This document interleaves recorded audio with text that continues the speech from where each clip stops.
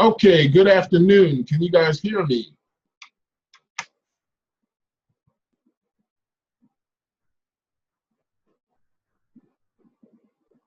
No sound? No?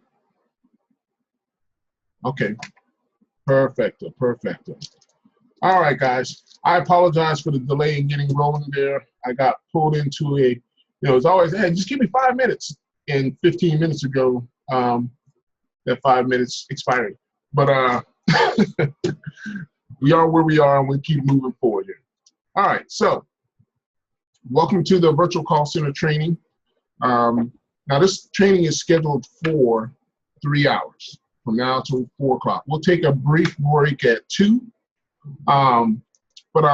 Let's jump right into it and make sure we make good use of your time. So for those of you that don't know me, my name is John Gordine. I'm the Sales Operations Director for Global Premier Benefits. I've been in the call center industry for about 27 years now. Been a licensed agent myself for 23 of those years. I also directly manage a personal team of about 50 agents, both a combination of call center and field agents. And I also sell myself on occasion. In fact, I have an appointment with a client today at 6 o'clock that I'll be prepping for when we finish here on the phone. So my point in saying that is that I am often in your seat. I'm in the same position you're in in many cases. So I'm getting background feedback from someone, so I'm gonna mute you. I'm gonna go over kind of the rules of engagement here as it relates to this session. But the point is a lot of you are new to this environment. And what I wanna do is make sure that you have a baseline understanding of how the virtual call center environment should work for you, okay? I'm gonna go over how you get in. I'm gonna go over the technology, our phone system, our CRM system. I'm also gonna go over some best practices. And then at the end, we'll have an opportunity to kind of do some exercises to see how it all comes together in the real world, okay? Now,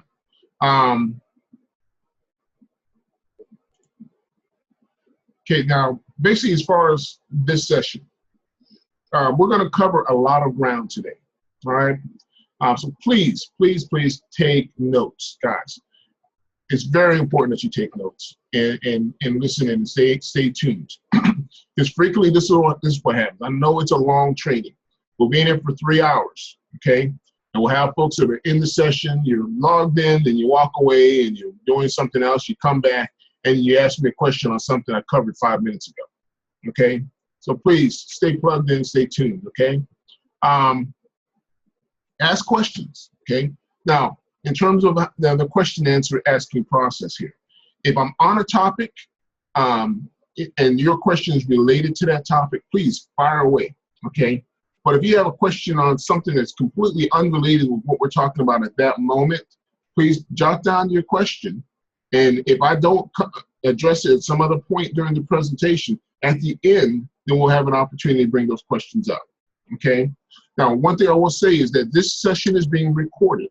And what I'm gonna do that's different than what we've done in the past is I'm going to set the recording up as like chapters. So there'll be a chapter on Zoho and the different aspects of Zoho. There'll be a chapter on the phone system. There'll be a chapter on best practices and so forth and so on. So that way later on when you wanna go back and revisit this content, instead of having to sit through 3 hours of information, you can fast forward and rewind and get specifically to the content that you want to hear, okay? So that's why it's important that we stay on topic, because if I have a recording on Zoho and someone's asking me about Medicare, we're all over the place now. I need to stay on topic, okay? I hope that makes sense. All right, but that's another great point though. This is not the place for Medicare contracting or commissions questions, okay? This is only about call center. So, hey, what does SLIMD mean? What does QIMD mean? What's the SEP for someone that's aging in? That's Medicare related topics. That's stuff that you really should have already been exposed to before you get this far, okay? However, if you have those questions, we do have other forums. I'm just saying that this session is not for that. Because again, this is a recorded training, and I want to make sure the topics that we're discussing are on the topics that are supposed to be in this training. Contracting questions, commissions, again, those are all for another time. All right, so let's get into it. Our agenda today. I want to go through basic concepts. So who should work in the virtual call center, and some things that you should remember as you're beginning your career here. The onboarding requirements, tools of the trade, system requirements, and then I'm going to go through a guided tour. Sorry about that. A guided tour through our website, globalcareerbenefits.com, as well as Zoho and then Cinetti, which is our phone system. Okay. Now, the expectation in this training is not that you're going to come out of this training and be a phone and Zoho wizard. Okay. That is not going to happen. There's no way I'm not that good a trainer that you're going to come out that well accomplished in 3 hours. Okay. But what I do want to make sure is that you have access to the information, that you're exposed to the system, and also that you know where to get information and answers. Okay. Some of the things that we'll go through today will develop content for future exposure. So there might be questions on something that I didn't present on, that I might create a video that follows up, then I'll make sure it clarifies things for you guys. Okay. Beyond that, we're going to go through best practices. So phone etiquette, capturing data, scheduling your follow-up, setting daily goals. Okay. We're going to talk about putting it all together. So the call flow, how a call should flow. And then maybe if we have the time, go through some mock calls or even listen to a live call. Then at the end, in the closing, I'll open it up and you can fire away. We can ask questions about, a broad array of questions. Okay. Topics, I should say. All right. So let's get into it here. Let me turn my camera off. If it is on, let's see here. All right. You guys don't need to look at my mug for the next 3 hours. All right, so now presentation. First thing up, basic concepts. So who should work in a virtual call center? Now, here's the thing. The virtual call center is ideally suited for folks that are experienced in selling Medicare Advantage. You don't have to be, but that's why I say ideally. And the reason I say ideally is because if you've sold Medicare Advantage, typically an agent would start selling Medicare Advantage out in the field in a local market, and you become well accomplished in one market's products. So if I'm selling, for example, here in Baltimore, Maryland, I know that there's only a small subset of the plans that are available for any carrier in that market. So all I have to know is what's available right here where I am.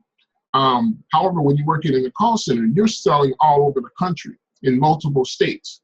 And there are going to be some subtle differences in terms of state programs, federal programs, and the actual private programs that are available through insurance companies.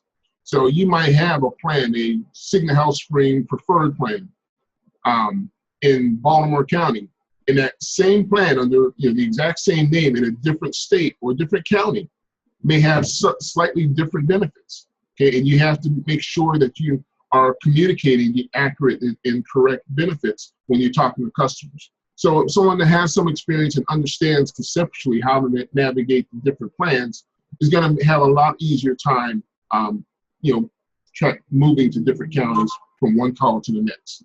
Okay, so next, your upline must also be in the virtual call center, okay? Because your upline should be your primary line of defense, okay? If you have questions on how to do something in our environment, the person that brought you in that is directly above you, that's basically getting an override on your production, should be a person that you can go to and ask questions, okay? Now, we have resources available. We have managers in the call center. We have me. We have training sessions 3 times a week. So there's plenty of other opportunities. But your manager, this shouldn't be a set it and forget it type of situation for your managers where they just say, hey, come on and join the call center, and they disappear and they just get an override and you never talk to them again. They should be involved and they should know what you need to know as far as virtual call center. Now, if you're not selling Medicare Advantage, okay, you don't have to be in the, air quote, virtual call center. And what I mean by that is we have products that are available to be sold over the phone. Cigna supplements can be sold over the phone. Cigna final expense. I'm working on getting Mutual Omaha set up so we can do verbal signatures as well. GTL has products. So there's a whole array of products that are out there, and especially for customers that are a little bit more tech savvy that can do e-signature. There's a whole array of products that are available that can be sold over the phone. Those products do not require that you have our virtual call center set up where all the calls are recorded and you have to do it all through Zoho and so forth. So if you're not selling Medicare Advantage, you don't have to go through this full process, okay? Medicare Advantage, our virtual call center agents sell everything. They sell Medicare Advantage and everything else. But it's because they're selling Medicare Advantage and because Medicare Advantage is such a such a rigid requirement and compliance guideline around marketing, and specifically marketing over the phone. Folks that are selling Medicare Advantage over the phone have to go through this process, okay? All right, some other things. You are partners, you're not employees, okay? And the reason I say that is it's a double-edged sword. And I'll have agents that are really diligent in putting in time.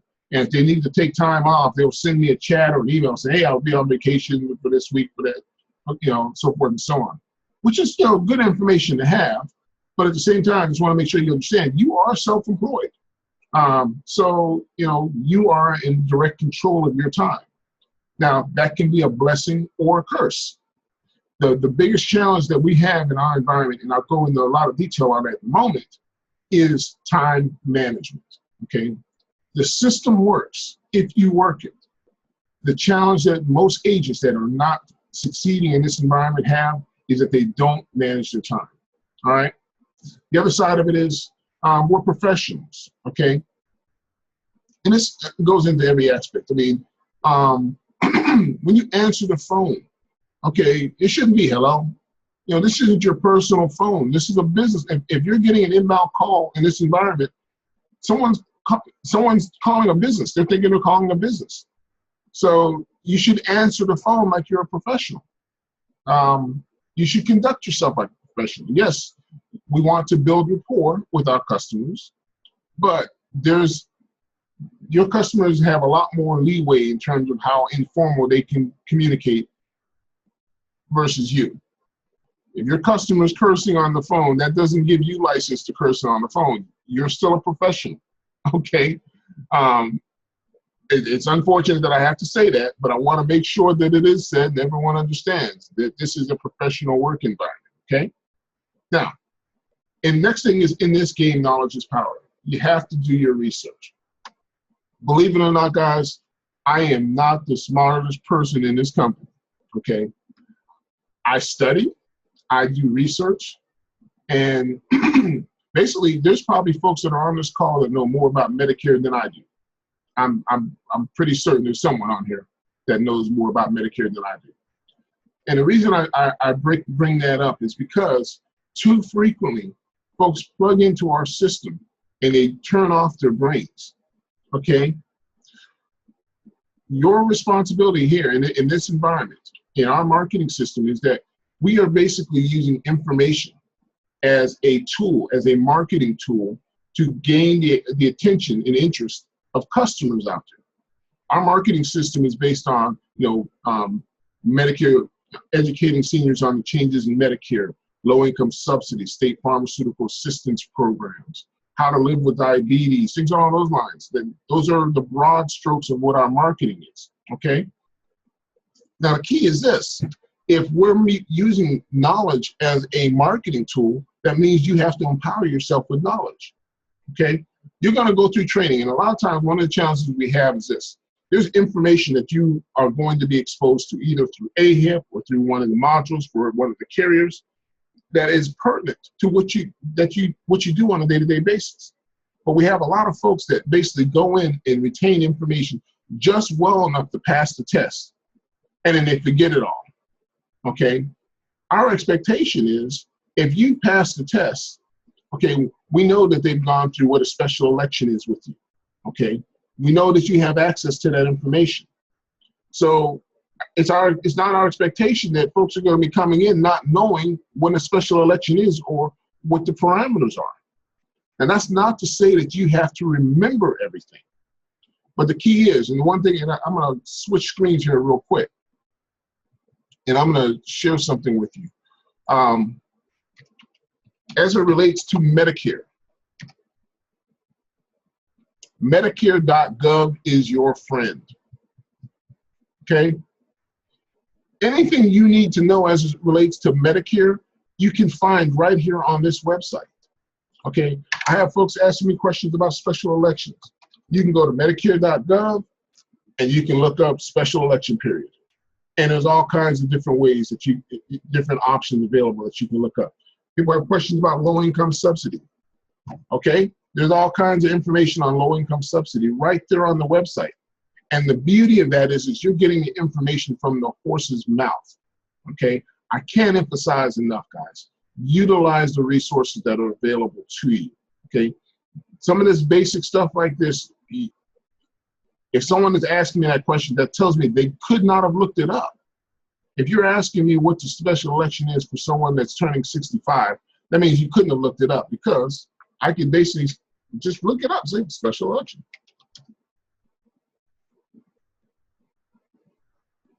And sooner or later, eventually it comes up. Okay? And this gives you a rundown of the different special elections. So the information is all there. Please make sure you utilize that, okay? All right, so let me step down off my soapbox here. All right, so moving on. Okay, what you don't see. Our top agents in the virtual call center, these are guys that are typically folks that have been around for, I would say, 2 or more years.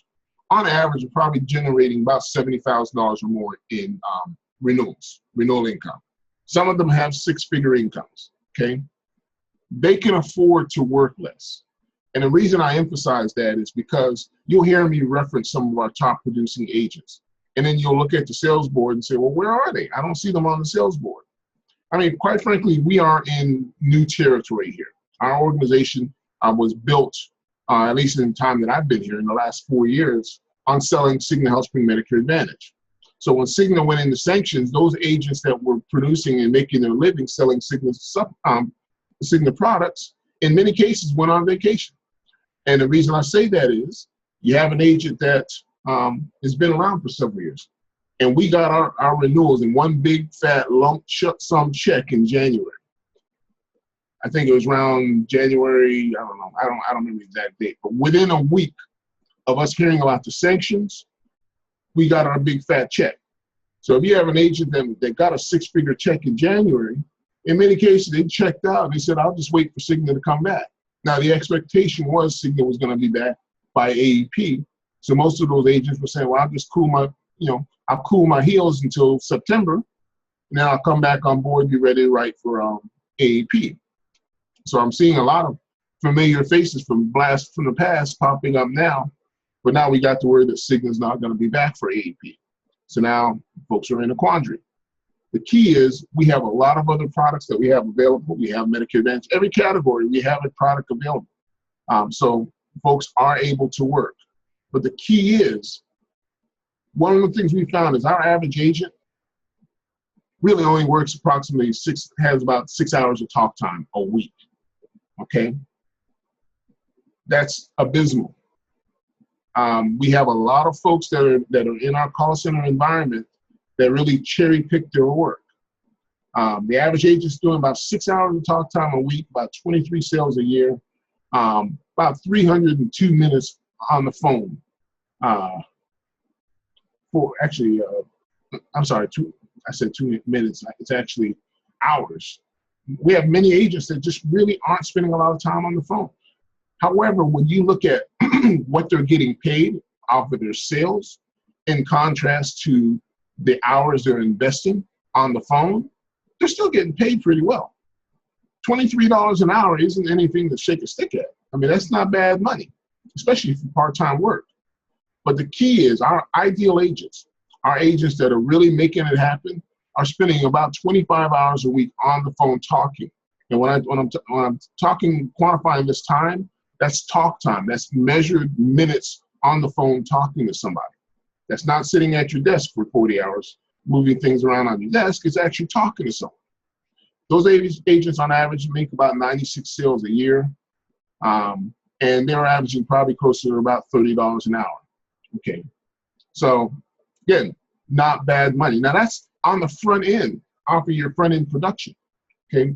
Once you start getting into renewals, then things really start taking off from it. Okay. But again, the average agent's working 2 to 3 days out of the week, doesn't work in the evenings, doesn't work on weekends, and might be on the phone for 2 to 3 hours out of the day. Okay. I bring that up because this is the reality of the world. Okay. You guys are stepping into this environment, and I want you to understand that if you fall into this rut, you will fail. Okay. If you treat this like a job, I don't know how many, I haven't looked at the survey results as far as how many people have worked in call centers. But when you work in a call center environment, it's all about the minutes. Okay.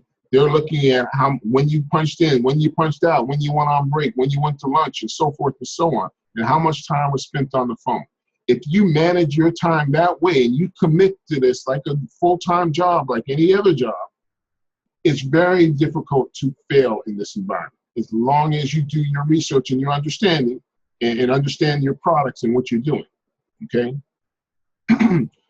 This is not a hard sell environment. The beauty of what we do is that we're basically educating customers on what Medicare does and what it doesn't do. We're having a conversation with them to uncover their needs, and then we're offering them a solution. You know, probably one of the best analogies for what we do.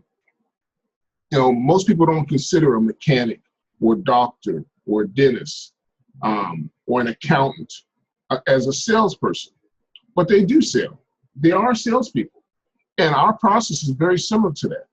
When you go to see a doctor, and let's say you're having a problem, I don't know, my back hurts, okay? Or my knee hurts. Going in, and the doctor's going to ask you a series of questions. Okay, what did you do? How did that happen? How long has it been going on? Blah, blah, blah. On a scale of 1 to 10, how bad does it hurt? Hey, let's take an x-ray and take a look at it, okay? That's fact finding. They want to get information for you. You don't walk in and they immediately say, oh, you know what, put this Band-Aid on there and you're good to go. No, you're going to go, they're going to take your blood pressure and look in your ears and have you stick out your tongue and say, what's any of that got to do with my knee? Okay? Because they want to have a firm understanding of where you are at that point in time. Then they're going to take the x-ray, and then they're going to come back and they're going to sit back down with you over the lab results, and they're going to explain to you what's going on. Okay? And that's what we do. We explain to the seniors how Medicare works. We ask them a series of questions to get an understanding of where they are. Okay? And then what we do is identify for them gaps and opportunities to fix their situation. Okay? It's up to them to say yes or no. Now, in our world, when we go to a doctor or a mechanic or whatever the case may be, in many cases or most cases, it's a foregone conclusion that we're going to do whatever it is that they recommend. Okay? You don't have to. You go to a doctor and he says, oh, you need to have knee surgery. He can say, no, I'm not doing that. He can't force you to have knee surgery.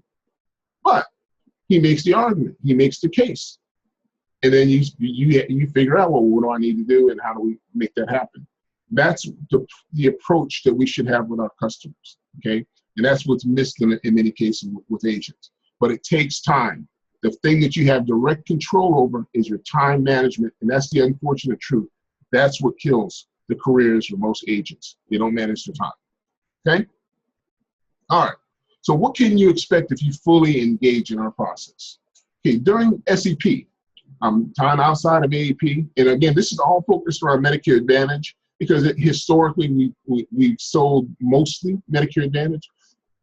That's changing now. So some of these numbers may be a little different now than they've been in the past because we sell more than just Medicare Advantage. Excuse me.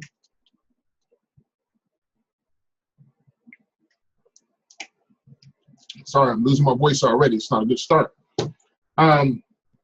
So during SEP, the average agent makes a sale every 8 hours of talk time. During AEP, that typically gets cut in half. This is a relatively dated number. I went back and did an analysis over the last 90 days, and our actual time to a sale was about 5.21, about 5.2 hours per sale. Okay. The problem wasn't how much time it took to get to a sale. The problem was how much time people were actually spending on the phone. But the key is you put in the time, you'll get the results. Our sales ratio, again, these are traditional numbers. About 70% of what we sell have sold in the past. We went to Medicare Advantage and we sold other products. And if you're talking to someone that's new to Medicare Advantage, that, this tells you how old this number is. Because 408 was, I think, 2 years ago. I think the Medicare sales is over $420 now for someone that's new to Medicare Advantage. Then you're getting half of that in renewals. What the customer you're enrolling is switching from one plan to another. Then you get a prorated commission based upon that. All this goes into saying that the average sale is typically going to be between $300 to $350 in terms of revenue. Renewals, again, this is after the first year, about $204 per year for the life of that client. And we typically see a client retention in the neighborhood of 80%. A lot of things go into that. Customers die, they opt into other plans. So you're going to lose clients. Okay, that's a part of life. But the key is, if you set them up correctly and you do a good fact find and they understand why they're buying what you're selling, then it's less likely that they're going to change plans because they don't like what they have. All right. From an earning potential standpoint, someone fully engaged and going for it can really do $50,000 to $90,000 in their first year. Okay. Now, there's people that have done more. I'm just looking at it from a baseline. Hey, this is what I've seen. Okay. Second year, once you start factoring in renewals, you're looking at anywhere from $75,000 to $135,000 a year. And then third year, realistically, $100,000 to $180,000. Okay. And this is working from home. So if you go about this the right way, you can have a very lucrative career that really takes care of you and your family. All right. So again, why new agents fail. Okay, the first thing is this. Okay, I want to make sure everyone understands this. You were starting a new business. I don't care what business you're starting, unless it's a McDonald's, you're buying a McDonald's that already has customers coming through the door like an existing store. If you're starting up a brand new business, you need capital, okay? Because you need to get your pipeline going. You need to get your customers coming in, and you need to process sales and have time for that business to be placed and start earning your commissions. So when agents come in, and I have you come in the door, and this is just keeping a real approach to this here. You're coming through the door and, hey, I need money to pay my mortgage that's due next week. I need $3,000 next week. I'm not saying it's impossible, but what I'm saying is you're putting a lot of undue stress on yourself coming in that far behind the gun. Okay. I would really approach this like any other business, and you need to have capital. And it's nice to have reserves or access to at least 2 months worth of bills just to get rolling. Okay. Now, undercommitted. This is the thing that really hurts folks. Okay. More so than the money, it's the time.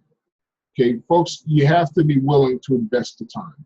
You have to earmark, hey, today I'm working from this time to this time, just like any other job.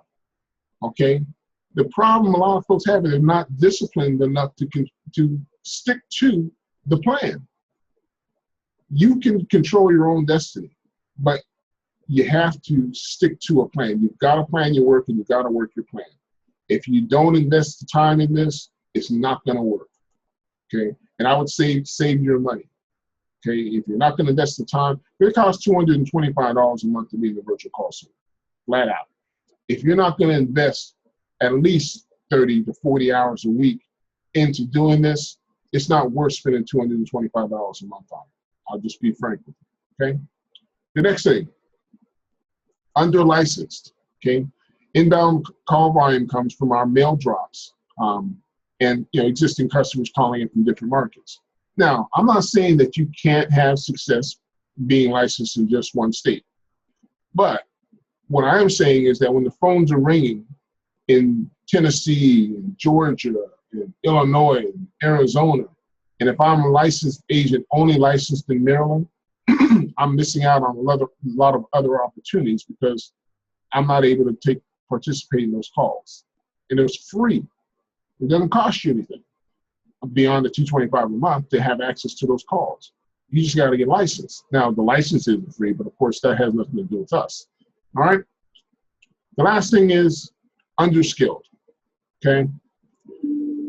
The certification that you guys go through, AHIP training, the module training with the carriers, that is like taking your driver's license test, okay? So you know the basics to be able to drive. But I wouldn't jump out into a car race or into Indy 500 on the basis of having a driver's license, okay? You have to continuously be learning and understanding your market. Plugging into our ongoing training. We have training every Wednesday morning, every Saturday morning at 9 a.m. Eastern time, okay? I have the same usual suspects that are there almost every session. It's rare that we'll have more than 10 people in those sessions. But then invariably I'll have agents saying, hey, I'm not getting any training, but we're having training 3 times a week, Wednesday, Friday, and Saturday mornings, and they're not there, okay? Avail yourself of the training. If there's something you need to know, reach out to your upline, okay? But as an organization, we do have training available to you. The key is you have to really dig in. No one's going to spoon feed you in this environment. You're self-employed. The key here is you've got to hone your own skills. Okay, it's challenging enough to learn to sell in one market. Learning a new product in multiple markets can be overwhelming unless you're investing the time in the studying and the learning and the understanding. Okay, and again, it comes down to time. And when on the subject of time, it's important to know it's not just about investment of time, it's when you're investing time, okay? During the day, typically from 10 a.m. till 6 p.m., those are prime phone call times, and that's local time. So if I'm talking about someone in Arizona as an example, and of course they're gonna be 2-3 hours behind, 10 to 6 local for them. My point in saying that is you need to study, you need to do research, you need to hone your skills. But if I'm doing that at 1 o'clock in the afternoon, like this training we're doing right now, I'm just kidding. I'm using valuable calling time to be doing something that I could be doing an off-peak time, okay? So there's a time and a place for things. If I need to mail something to customers, probably doing that first thing in the morning or later on in the evening is a better time to do that so that I can focus my calling time on the best time to reach people. So, okay, I'm not going to call anyone at 8 o'clock in the morning unless they've asked me to call them. But I can start my work day then. I can do my licensing and do my mail or whatever I need to do from an administrative standpoint during those off-peak times. You have to use your time correctly, okay? All right, next thing. So moving on, onboarding, so contracts and training. So in our environment, again, for a virtual call center, you'll need to have a Medicare Advantage contract. Cigna HealthSpring and Humana, as of now, are the telephonic carriers we have. Now, for field agents, we have additional carriers that are coming online, but the telephonic side of things take a little bit longer. So Aetna and United Healthcare aren't going to be immediately available to be sold over the phone because Cigna is under sanctions as far as Medicare Advantage goes right now. Humana would be the only telephonic Medicare Advantage plan we have available, okay? But you'll need a contract for that. Global Premier Benefits Lead Agreements. Okay, you should receive that by DocuSign when you first come on board. Now, if you're an agent that's been selling in the field with us for a while and now you're switching over, you've already done that. But if you're a brand new agent with us, you should have received that along with the telesales agreement by DocuSign, which is basically a digital signature tool that allows you to sign your contract digitally. And that basically goes over the baseline understanding that our leads are owned by the company. You're getting leads on a consignment basis. There's rules of engagement, things along those lines. You need to have done AHIP training, because we need to know that you understand how Medicare works to some degree, as well as AHIP can qualify that, or quantify that, I should say. Management requirements: all levels of management above you must be call center certified through boot camp and contract where you're contracted. And also, licensing. This is very important, because some carriers, if your upline is not licensed, actually most carriers, if your upline is not licensed in a state that you're licensed in, then you're not going to be able to write business in that state if you're contracted under them. So I'll give you an example. I'm an MGA. I have an agent that joins me, and he is, I don't know, he wants to write business in New Jersey. I don't have a license in New Jersey. When he goes to submit his business in New Jersey, the insurance company is going to kick it back because his upline is licensed in New Jersey, even though he has a license in New Jersey. Okay? So it's very important that you communicate with your upline. As you're adding licenses on, you want to make sure that your upline and their upline also are licensed wherever you are. So I can't emphasize enough the importance of maintaining a line of communication with your upline. It doesn't mean you have to talk to them every day, but just an email here and there, just to stay in the loop. And the other part of that I think is very important is, I can't emphasize enough that you guys are not employees. So a lot of times folks come on board and they have that expectation that somebody's going to call them and check in on them and see how you're doing and so forth. Okay, guys, you're self-employed. They're a resource to you. If you need something, they will call you. Now, I'm not saying they won't, okay, but in many cases, your upline is doing the same thing you're doing. They're selling. They've got customers to go see. They're training. So if it's the kind of that environment where the squeaky wheel gets the oil, okay, if you're not reaching out for help, in many cases, you're not going to get it. I see a question there, Denise. So what happens if they won't add that state? You know what? I haven't come across that, but I mean, ultimately, the only option is to look to change hierarchies and change organizations. If you're looking to write business in additional states and your upline does not want to do business in those states, then you have to look for another organization. When I say another organization, I don't mean you have to go to another FMO. We have plenty of managers in our organization.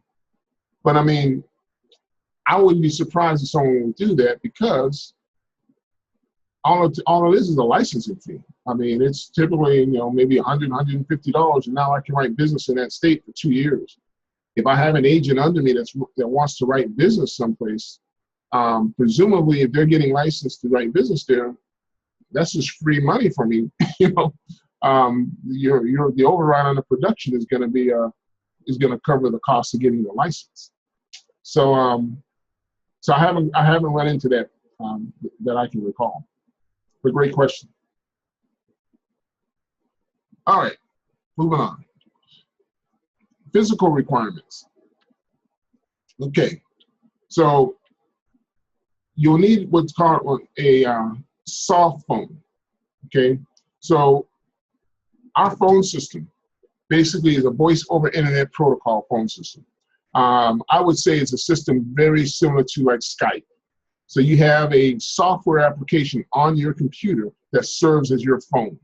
Okay, now there is also the option to purchase a physical phone and use that with our system as well. So there's a specific type of phone that has to be purchased. So if it's something you're interested in, let me know and I can give you guidance on how to go about that. And it can be done pretty affordable. You can buy a phone off of eBay for pretty cheap.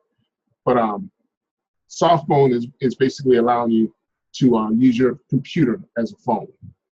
Software requirements. Oh, I'm sorry. No, this is important also. PC. Okay. Well, we're no longer going to support any new Macs in this environment. Now I'll be honest, we do have some folks that are on Macs now, but basically what we run into is this. In the business world, and I'm not against Macs, but in the business world, probably 80% of the business world is in the PC environment. Macs are more prevalent in like the arts, like, advertising agencies doing, video editing or, graphic arts, things along those lines. So what winds up happening is a lot of the business software that's out there that's available on Macs, they basically write a PC version of it, and they write an equivalent for Mac. So it's very seldom in the building world that they write the program for Macs. They normally write it for PC and then they convert it for Macs. And the challenge in that is, PCs, Microsoft and Apple are always making updates to their operating systems. And invariably what winds up happening is there's an update made to a Mac or to a Mac operating system, and then there's a lag time in the updates being made to the software so that it continues to work with the Mac. And then we run into problems, okay? So my recommendation is everyone stay on a PC. My recommendation would be everyone being on a PC. Now the key is this. If you're here and all you have is a Mac and you can't afford to get a PC, we can work something out.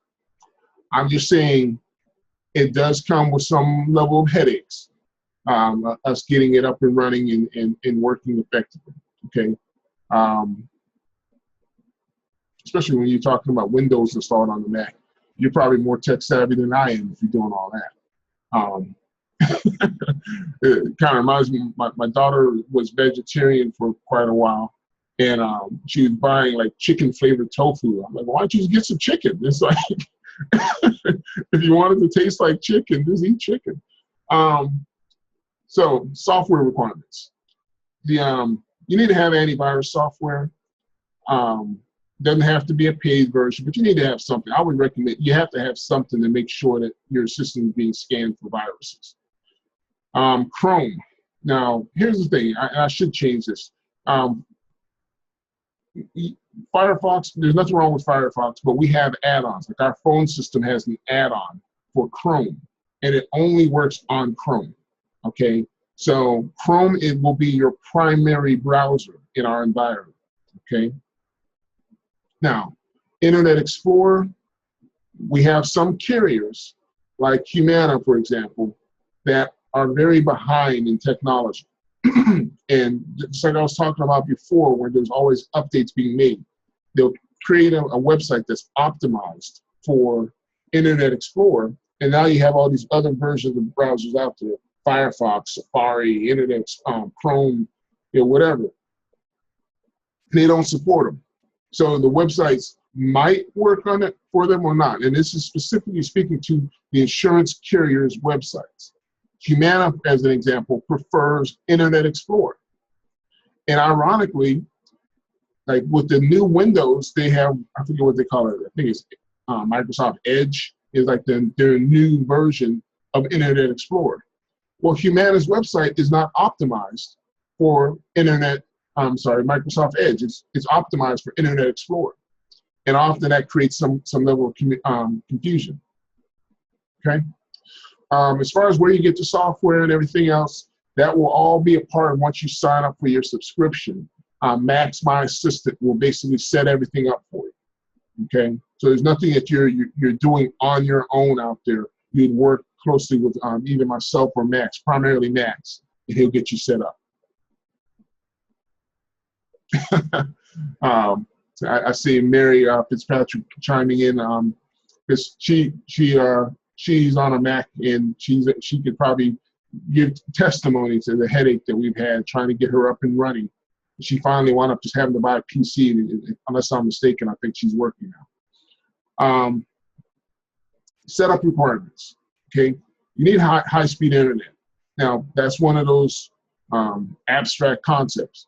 When I say high-speed internet, you need to have at least 25 megabytes up and down available to you. And here's why that's important. We're using voice over internet protocol. Okay, a lot of internet service providers will give you high download speed, but a lower upload speed. So you might, like I know Comcast for a while, they were giving like 100 megabytes down, but only 10 megabytes up. Now, the challenge is when you're talking to someone, there's a constant back and forth, upload, download, and it's perpetual, it's constantly going on. So if you have a small bandwidth, and then let's say someone else in your house is watching Netflix, you're both using the same internet network, and it strangles out the quality and the volume of internet that you have available to you. And what winds up happening is things like what we'll call packet loss. So you're talking to a person and like they're only hearing every other word. So you need to have high-speed internet available to you, and I would test it periodically. There's a web speed testing tool called Ookla, O-O-K-L-A. Okay, and just do a test and see what your speed is, because what you're advertised to have and what you actually get isn't always the same thing. And you want to make sure, one, first and foremost, if I'm paying for 100 megabytes up and down, I want to make sure I'm getting at or at least close to 100 megabytes up and down speed. If I'm paying for 100 megabytes of speed and I do a test and I'm getting 20, there's a problem. And you need to have a conversation with your internet service provider to make sure that you're getting what you're paying for. Next thing, hardwiring. That's another thing. Your computer, again, will be serving as your phone unless you have a physical phone. You need to be hardwired. And when I say hardwired, that means that you need to be plugged into your router. You can't be on Wi-Fi. Very similar reason to why you need to have high-speed internet. The difference is that when you're doing it over Wi-Fi, there's a lot of interference. There's a lot of different variables that come into play. You know, if your router is in the attic and your office is in the basement, okay, there's a lot of interference between you and your router. You're not going to get the same speed. You're going to have a lot of interruption and obstruction. If you're hardwired, you eliminate that, okay?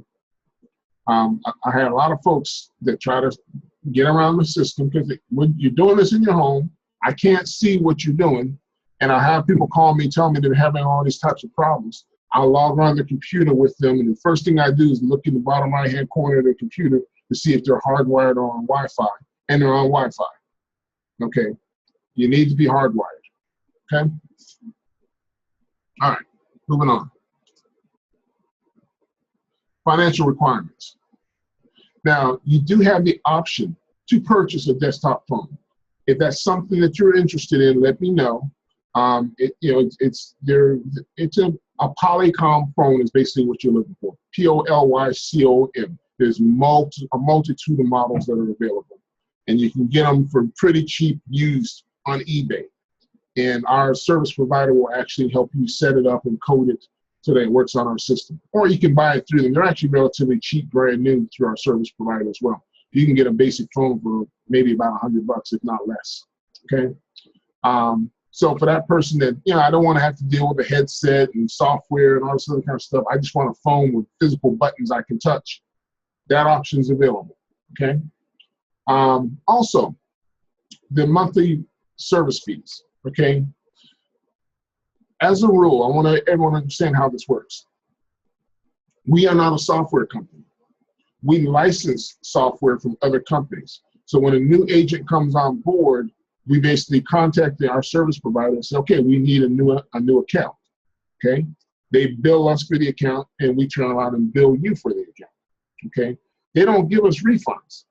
So once we sign up for a new account for an agent, we're committed to that account for a year.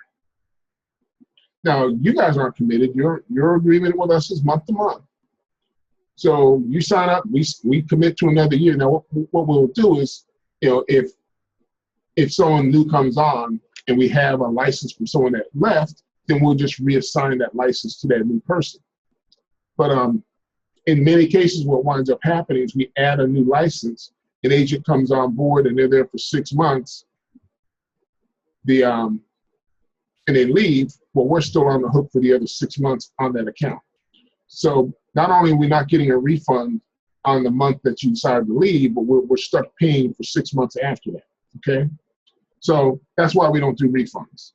Now, what we're saying is this, okay, the invoice is due typically the first of the month.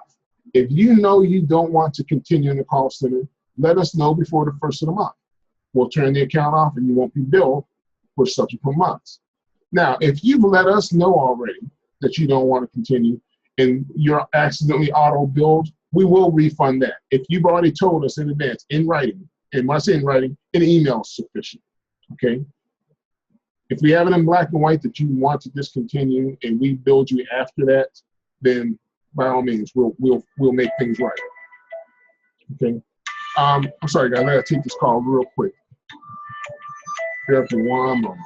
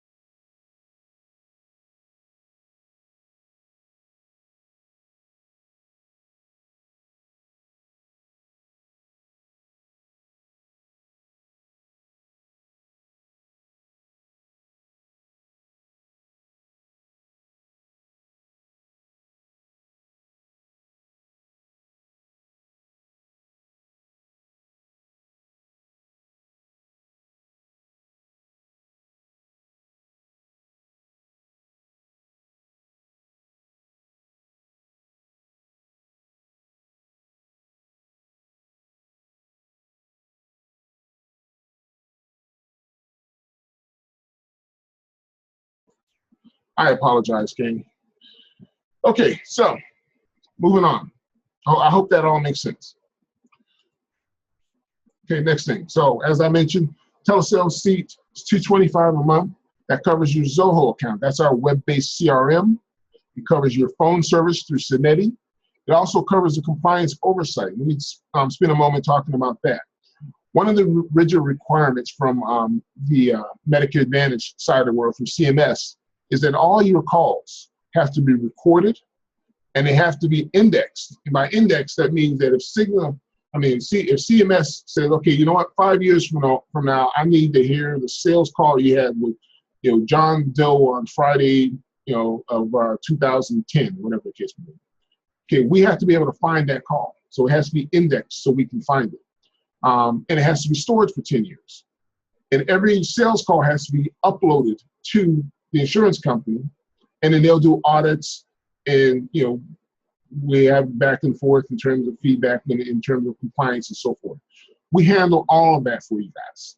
So instead of you having to have your own, because not sure if you guys are aware, our Medicare Advantage call can take an hour. So you can have literally a terabyte, multiple terabytes of data that you have to store to be in compliance with that requirement.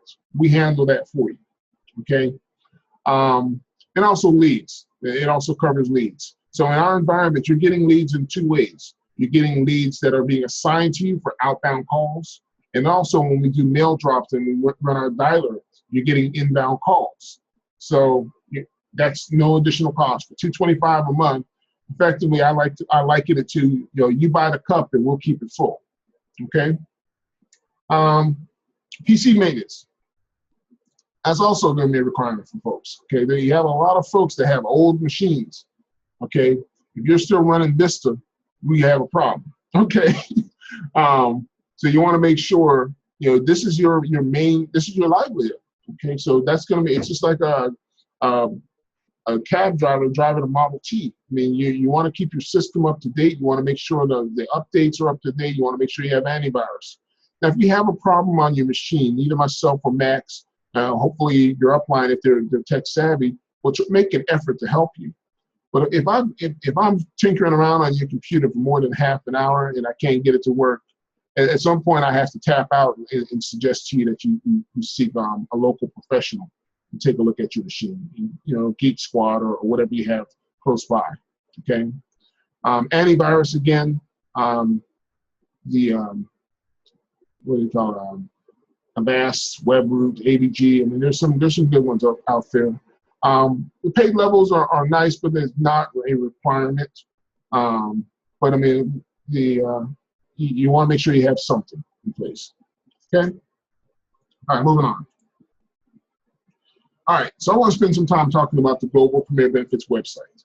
Okay, our website is ever evolving, but this is a good place for information, training, meeting schedules, and other resources. So what I want to do is bring that up real quick, and I'm going to share my screen and let you guys see what's going on here.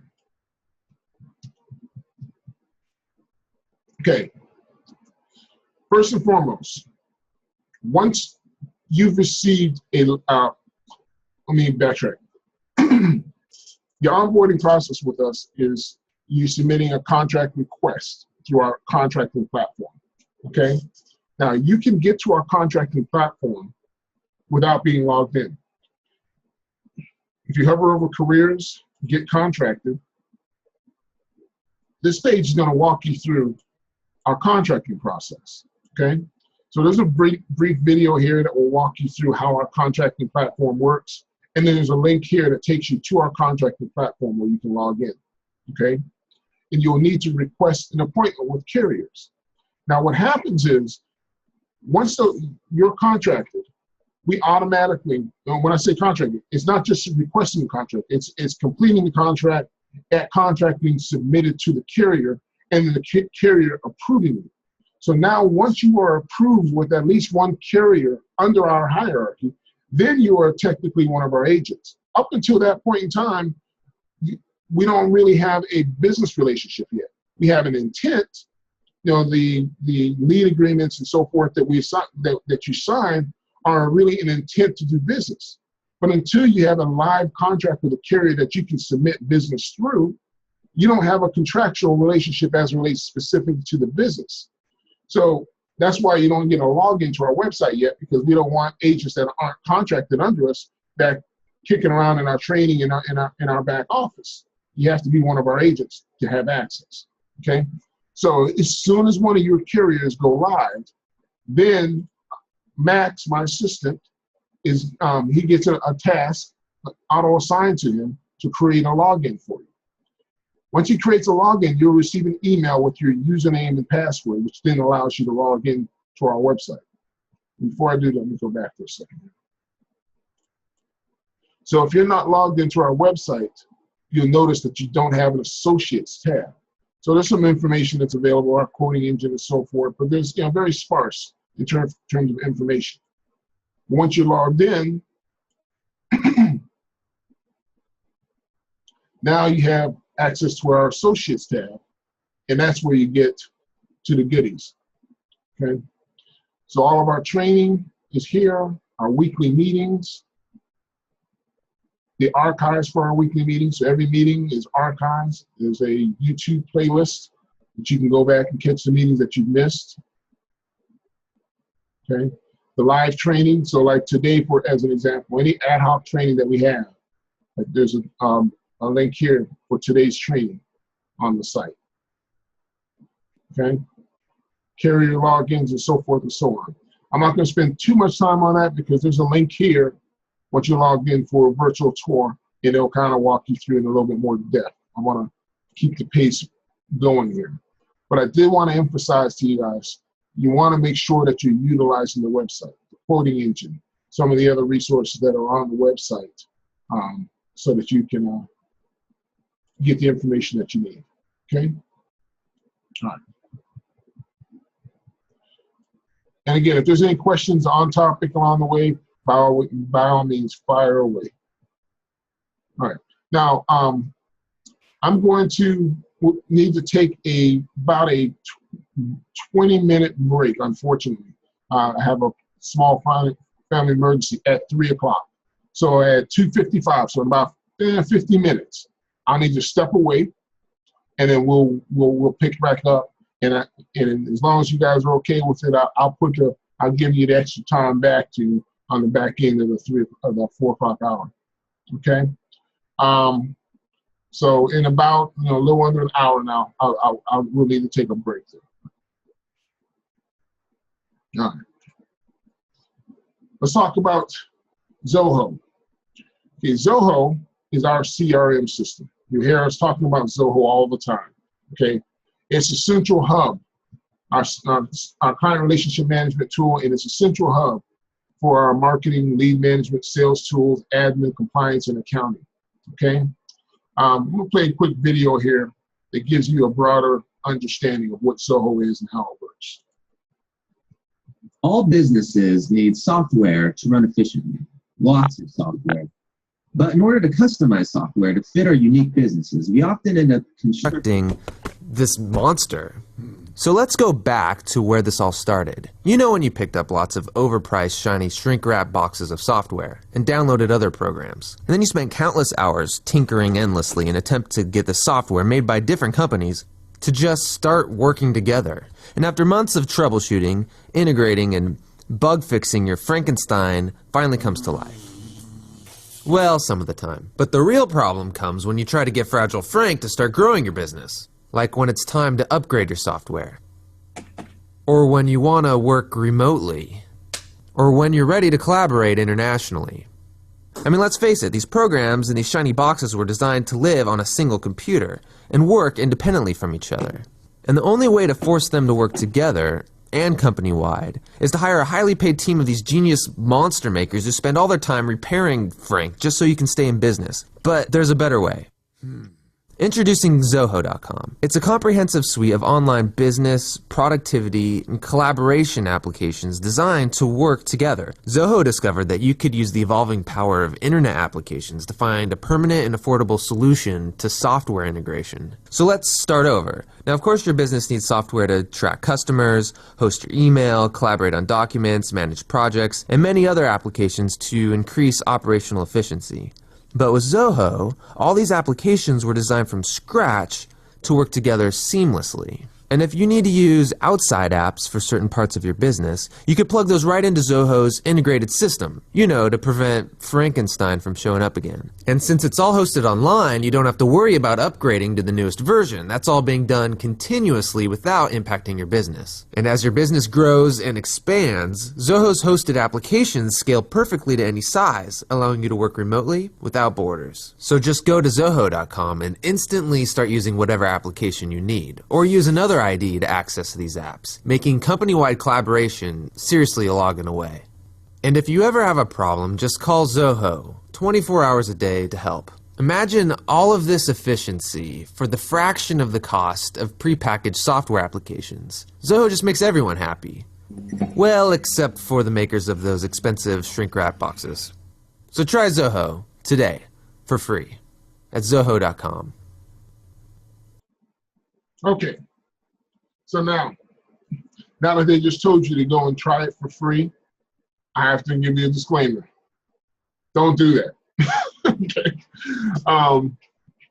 Basically what happens is that, well, you can, but let me explain how it works. The way Zoho works is your account is indexed by your email address. So if you have multiple email addresses, you can sign up for a free account. Your free account will look completely different than ours, but it gets you acclimated to what Zoho is, and you can kick it around a little bit for free. However, the email address that you're doing business with Global with what we have on file for you, if you open a Zoho account on that email address on your own, we can't set you up on our platform with that same email address. There can only be one Zoho account per email address. So if you have a separate email address that you want to use from the one that you do business with us, by all means, you can go into Zoho.com and you can log in, create an account, log in, whatever the case may be, and you can try it out. But just don't use the same email address that you use for us for business, okay? Now, the reason for that is this. Our system is customized. So Zoho is like, and I'm really oversimplifying it, it's like buying an Excel spreadsheet or a PowerPoint, okay? It's a powerful tool. PowerPoint's a great application, but right out of the box, it's a blank sheet of paper, effectively. You customize it, you make a presentation with that tool, okay?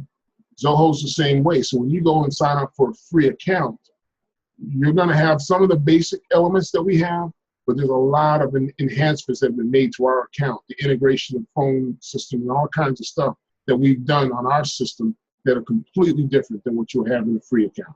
The free account gets you acclimated to what Zoho is and so forth and so on. And it's a great thing to have. I've been using Zoho for probably going on 10 years now. I was using it, I brought Zoho to Global because it was something I was using outside of here. It was a great application. Now, the setup process is very simple. Okay, you're gonna need to do a virtual call center assessment, okay? Actually, you'll be able to get to that through the Global Premier Benefits website, but I'll most likely will email it out to you guys so you can take the quiz after this training is over. Okay, and you can take the quiz as many times as necessary until you pass it. You'll have access to the actual previously recorded version of the site if you want to go back through the material. It's going to take me some time to edit this video. But the key is, once you pass the assessment, you will get a certificate by email indicating that you passed the assessment. Eddie Malikin, who's our marketing manager, will also get a copy of that certificate. The email that you receive your certificate in is going to give you instructions to contact Eddie to establish your subscription.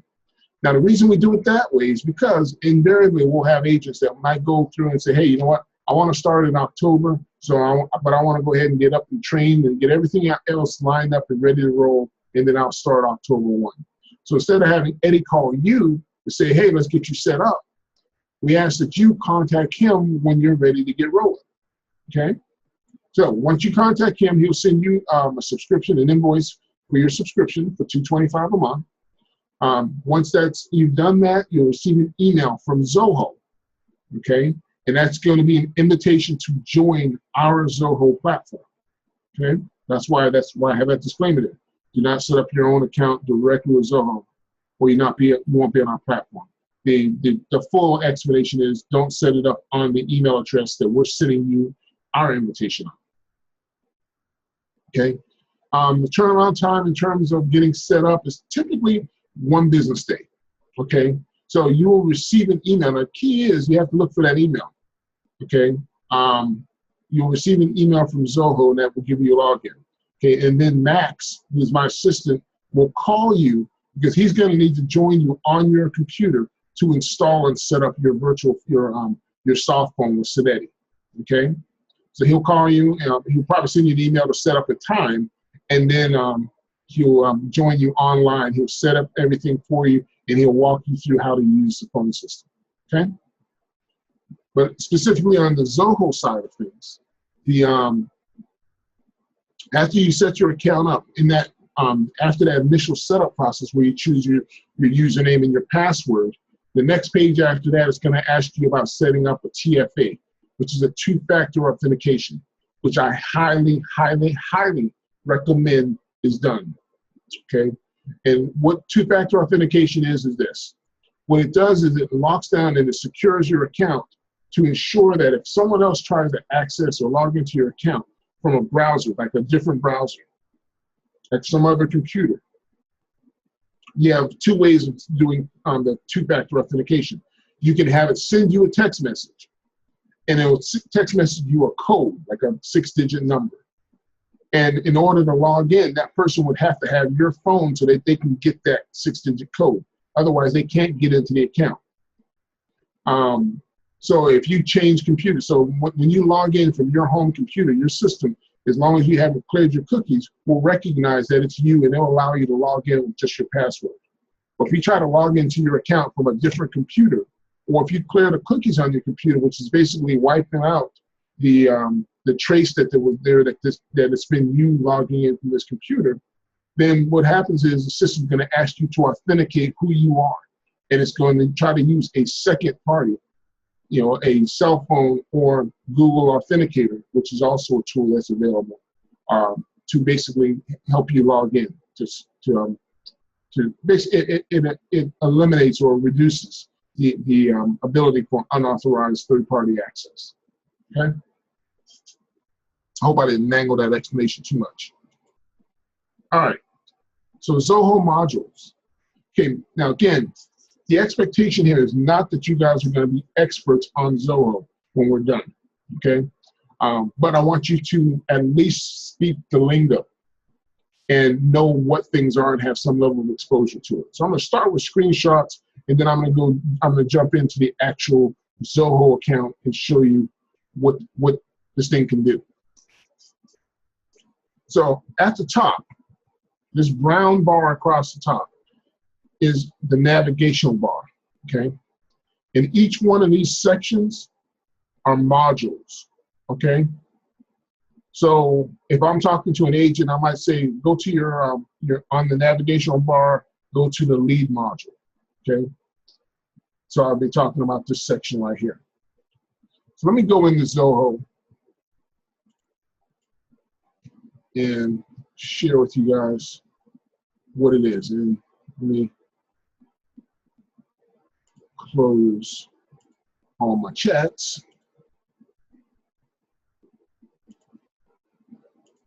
All right, so again, this is the navigational bar. And there's a number of links that are available. The number that will be visible on your screen is really going to be contingent on your screen resolution, whether or not you have a square monitor versus a wide monitor, how big your text is, and so forth. But if you don't see all of the modules here, you'll see 3 dots at the end. If you click that, it'll show you what's missing, okay?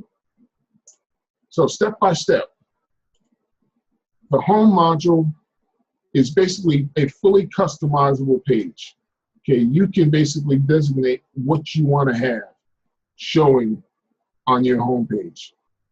What I normally start off with is I just have my open task.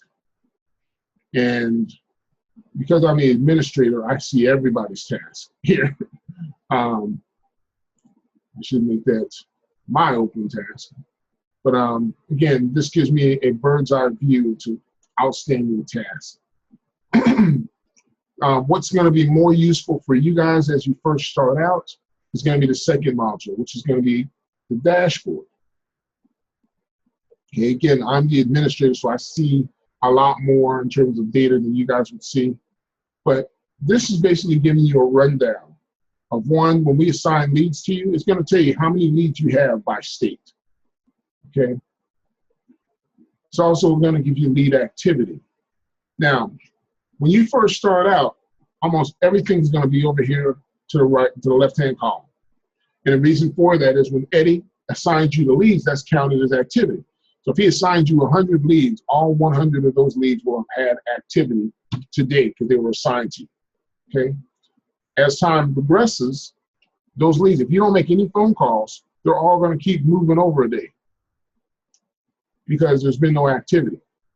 The benefit of that is if I wanted to see what leads have had no activity, I can click on that chart and it'll show me the name of the person and how old they are, like when the last time they had any activity. Okay.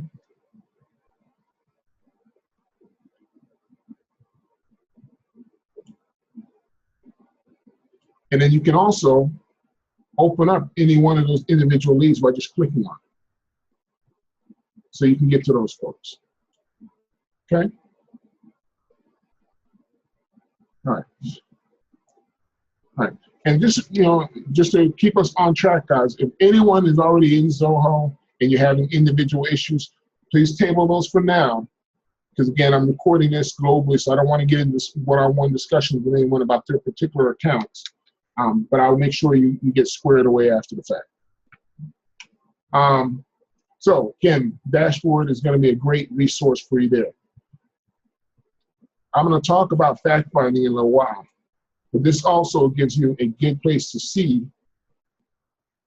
where fact finding has been done and where it has not been done. Okay. Uncalled leads.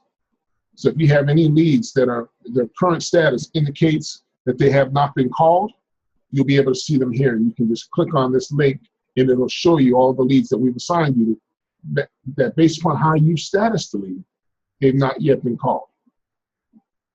Okay? And I'm actually going to be changing this one.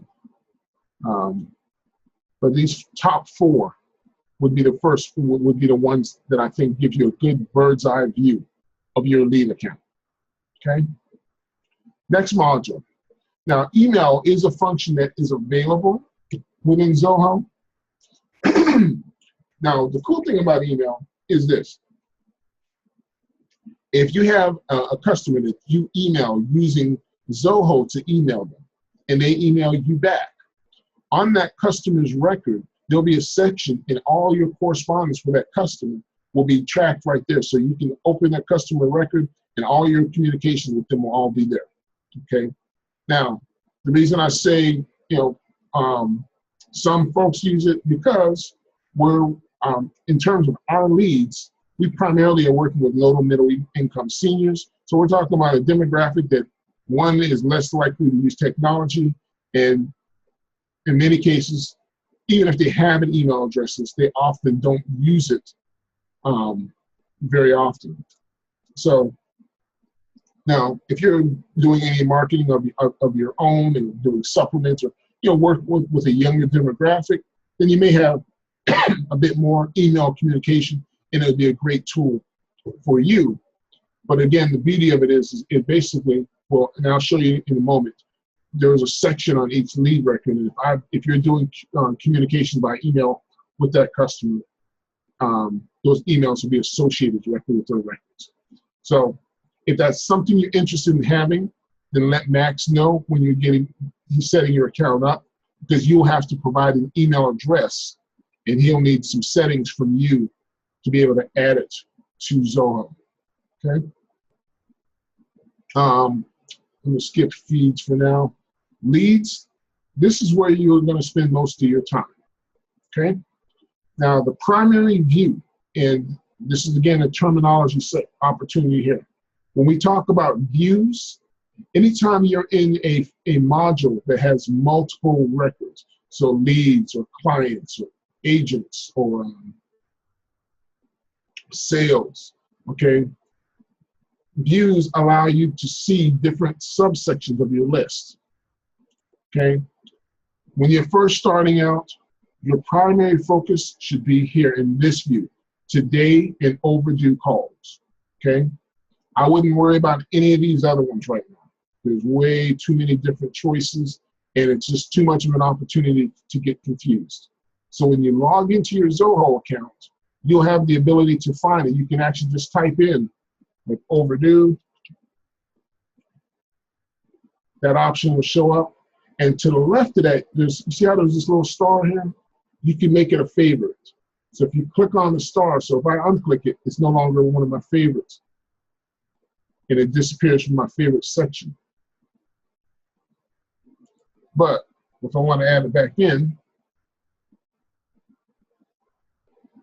which is here, I click on this star.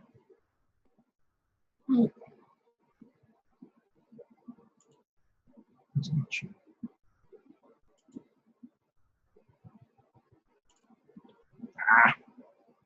I still have too many favorites. Hold on one second. Let me unclick some of these guys.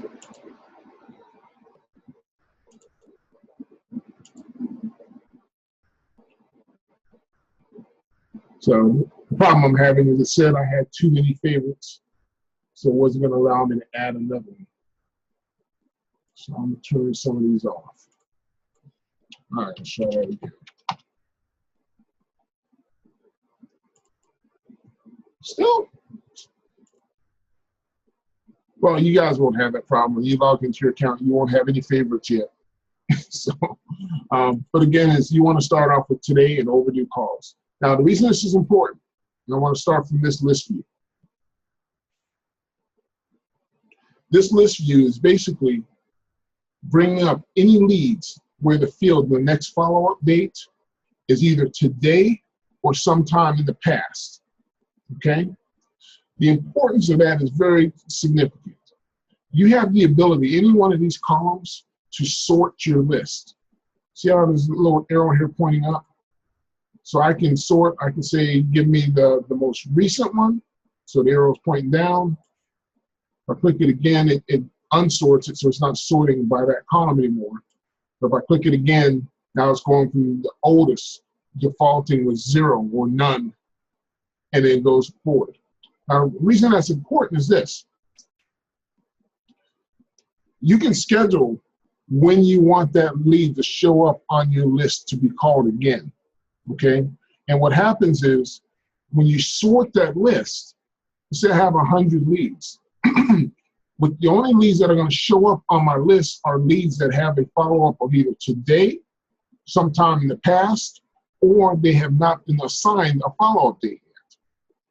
The benefit of working this view is, as long as I'm working this view every single day, and if I sort my list from the oldest to the newest, and just work my way straight down the list, there's no way I can miss anybody, because everyone will show up in this view at some point in time.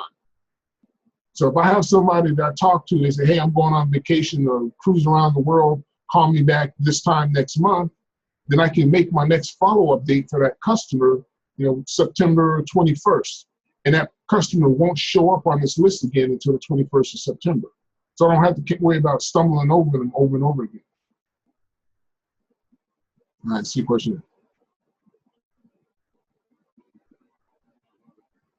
Great question. So the question is, if I clear out this view and there's nothing left here, so if I've worked everybody and no one else is scheduled for follow-up today, how do I get more leads? It's very simple. You would send a chat to Eddie Malikan and say, hey, look, I've worked all my leads, I need more. And typically he'll assign you probably 25 to 50 more leads upon request, as long as he verifies that you do, in fact, not have anyone else to call for the current day. So it's pretty, it's pretty wide open. As long as you're working the leads, we'll make sure you have people to contact. I'll show you in a moment how you would add Eddie so you'd be able to chat with him. Okay, great question. All right, so let me go into an actual lead. And I'm going to change views here so I can get to Daffy Duck. I should figure it's one of the ones I dropped off my favorites is one I need. Let's do it this way.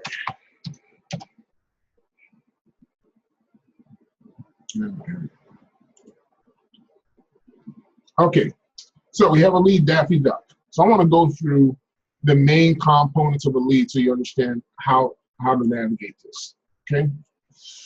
This section here, contact information, is primarily going to have the address, phone number, email address for the customer, but it's also going to have the date of birth and what county they live in and their lead status and substatus.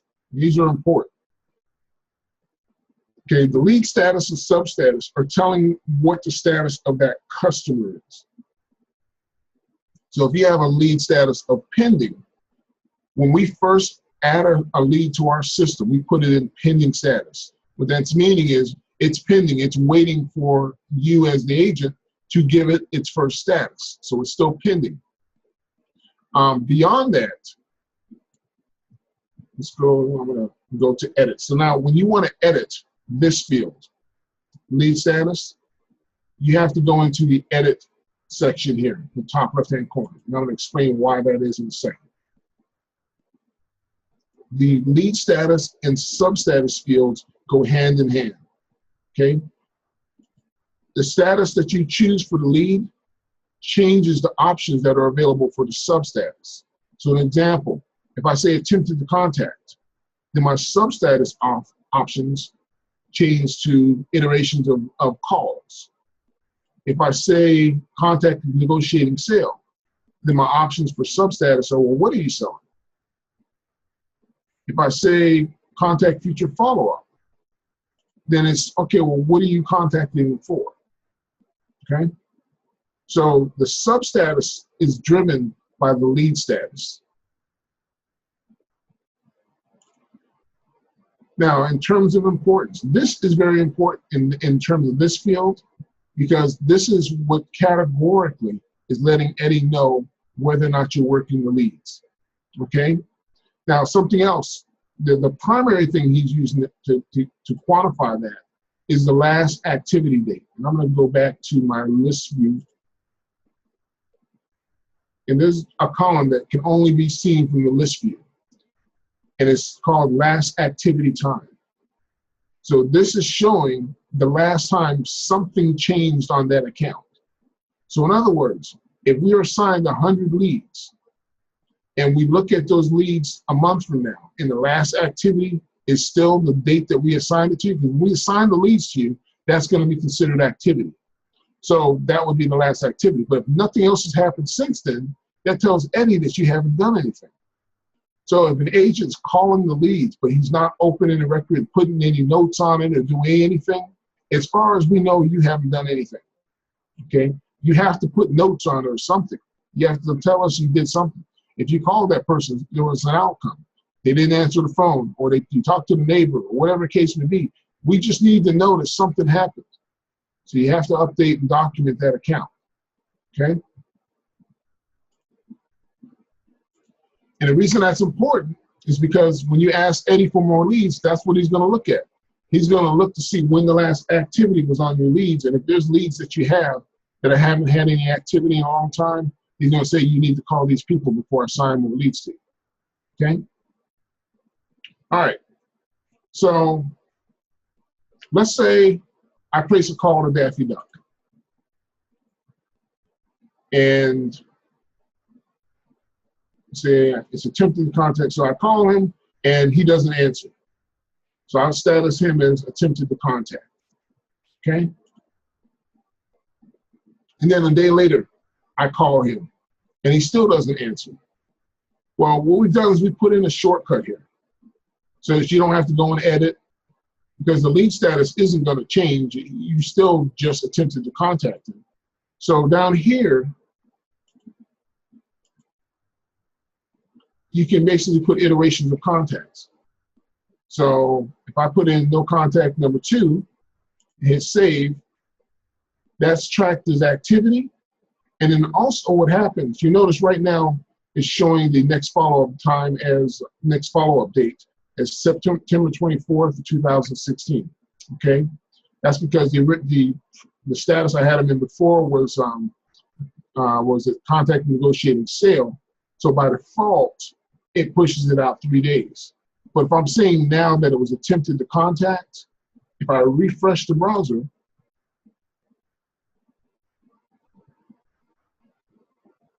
now what it's done is it's pushed it out 4 hours. So in other words, I'm saying I just tried to call him at 2:30. What it does by automatically is it's going to push out the next follow-up 4 hours. Now that doesn't mean that it's going to show up in front of you 4 hours from now. What that means is that it's going to show up on your list in order for 4:30 today. So in other words, let's say I'm overdue, like right now, when I look at this list, I've got, and again, I'm putting everybody out there. I see everyone's leads. So all these agents have all these leads that they haven't followed up with, okay? So I'm back to in May. So that person that I've called that's been set up for 6:30 today, I won't see him until I get caught up to today's leads. But as long as I'm working from the top down, then I won't miss anybody. Eventually I'll get caught up. But you want to take this approach because what happens is agents get in there and they start cherry picking and they miss people. And honestly put, there's no benefit in cherry picking, okay? Because on the other side of every one of these leads is a person. And that person doesn't know what kind of lead they are. They don't know when we added their lead to their system. All they know is they need help with something and they probably haven't talked to somebody, okay? They need help. They need you to call them and give them the assistance that they need, okay? All right, so moving on, back to Daffy Duck. All right, so when you change this field, it will automatically push this time frame out, okay? If you change the lead status, so maybe I do call him and I get him on the phone and it's attempted to he asked me to follow up with him another time in the future. What it'll do is it will automatically push this date out, I believe 3 days, okay? But when you talk to a customer, you're going to want to schedule a follow-up with them differently, okay? You don't want to use this. You want to schedule a specific follow-up with them. So in other words, I've called, and Daffy Duck never answers the phone. I finally get him on the phone. He says, now's not a good time for me. So you want to get a specific time. Well, how's this time on Friday? How's 2:30 on Friday? He says, okay. So what you want to do is on the right-hand side here is you want to add an event. Call Daffy Duck. Okay? And I want to call him on Friday, that's Saturday. The Friday at 2:30. Okay, now you notice this little pop-up came up because I have my calendar synced, so it has other things on my calendar. So it's telling me I have a conflict at that time, which I really don't in this event, but that's my wife flying, not me. But at least that way, if you're scheduling something, you will know immediately, oh, wait a minute, I've got another appointment with somebody else at that time, okay?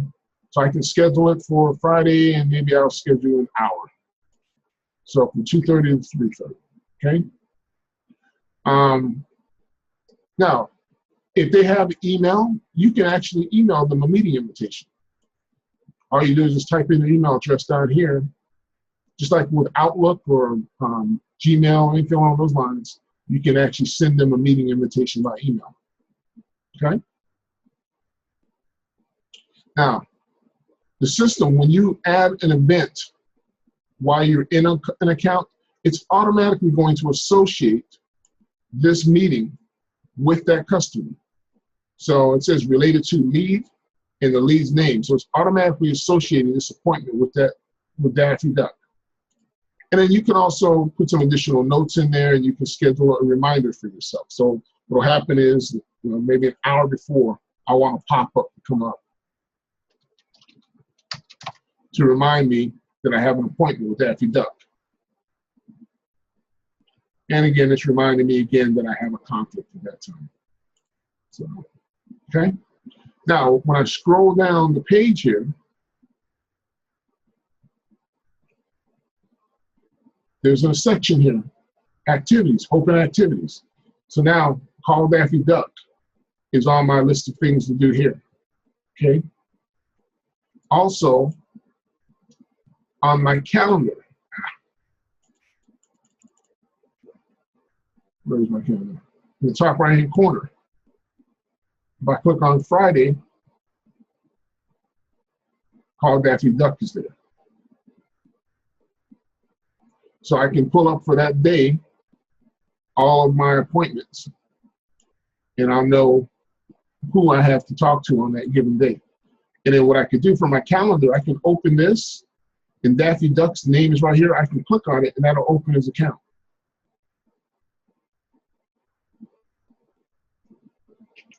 Okay?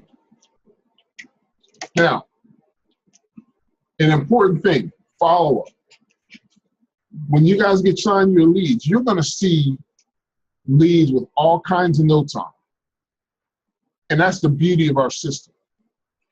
The leads that you're getting from us in many cases are going to be better than a brand new lead.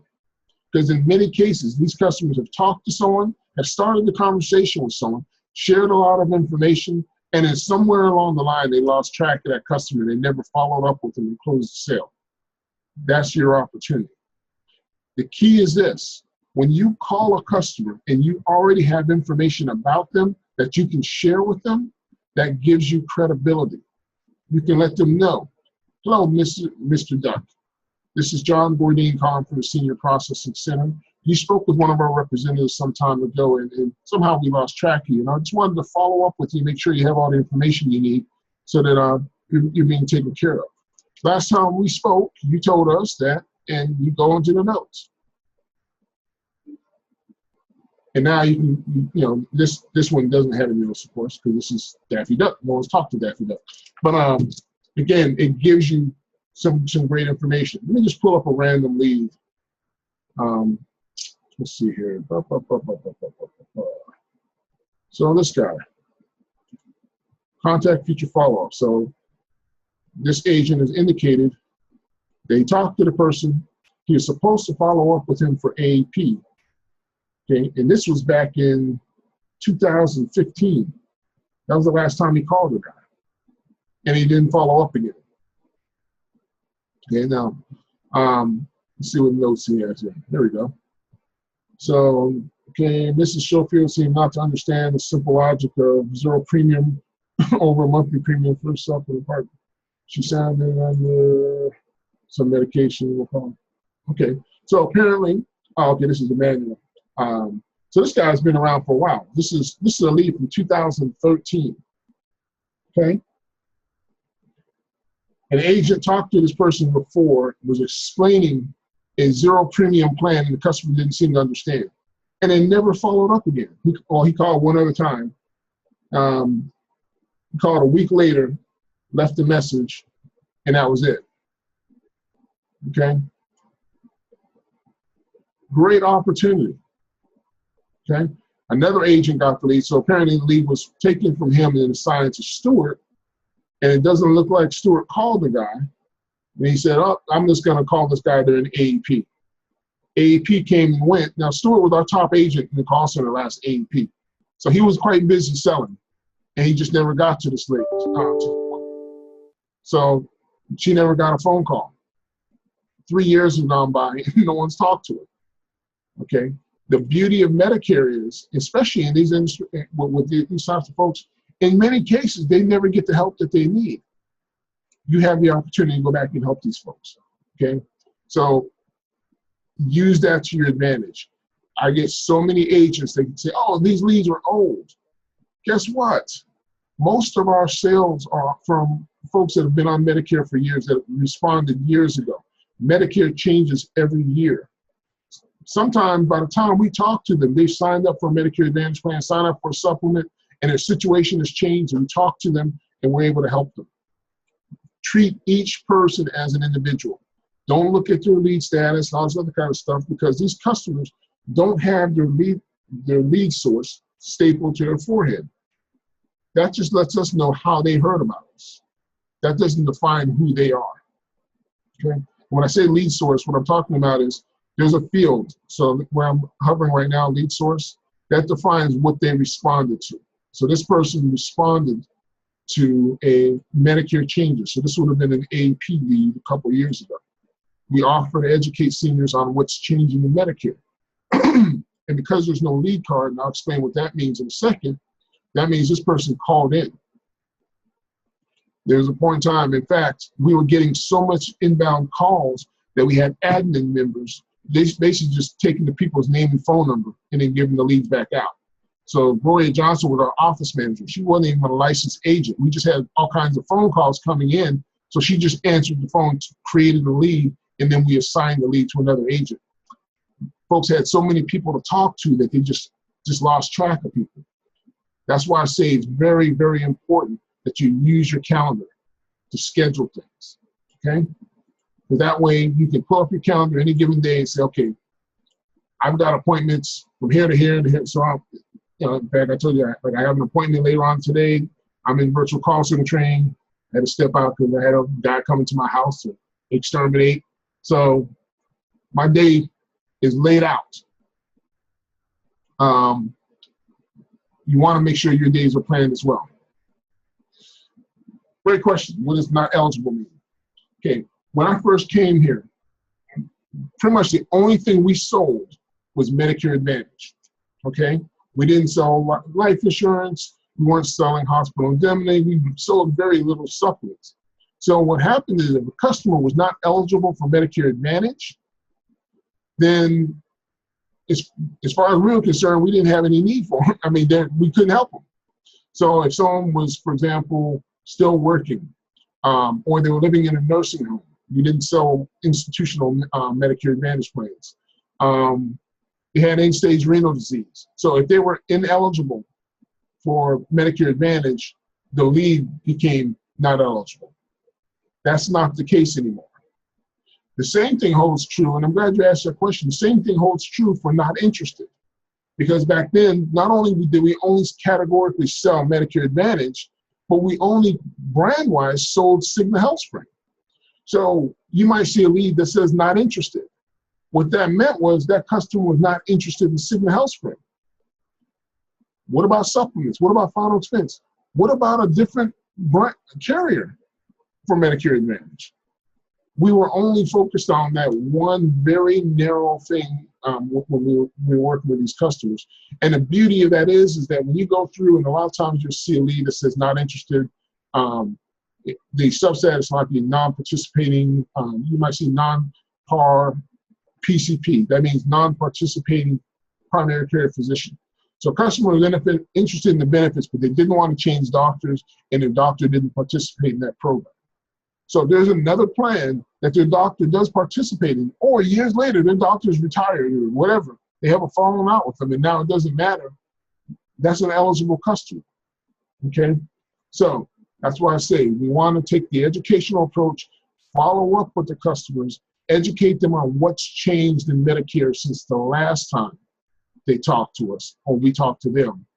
And then fact find out where they are, and effectively ask them, where does it hurt? And let's find a solution. Let's work together to find a solution. Okay? So I know I got a little off track here. I'm gonna try to stay on track here. So lead status, substatus, basically, again, are allowing you to categorically put a label on those customers at that point in time. Last outcome is basically specifying the outcome of your last interaction with that customer, and that's assuming that their status didn't change. So if I'm negotiating a sale with a customer and it takes me 5 different calls, I wouldn't want to change the lead status because I'm still negotiating a sale, but I want to at least indicate that there's been some additional contact with that customer, okay? So if I've spoken to them, then I would just make this contact, and then when I refresh, it will go ahead and automatically push that person out. So that way, the benefit of this is, let's say I schedule an appointment with that customer and life happens and I forget, I miss it, whatever the case may be. By this being updated, that means that person's gonna show up on my list again anyhow. Then I'll pull them up and I'll look at them and say, oh shoot, I had an appointment with Daffy Duck on Friday. I missed it. I need to call him back. Oh shoot, this is Daffy Duck. I didn't mean to edit a real lead here. Sorry, hold on a second.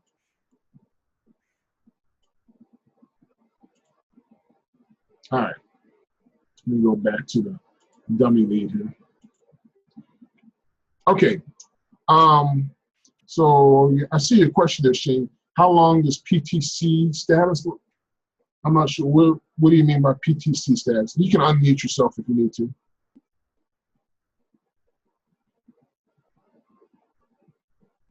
You there, Shane?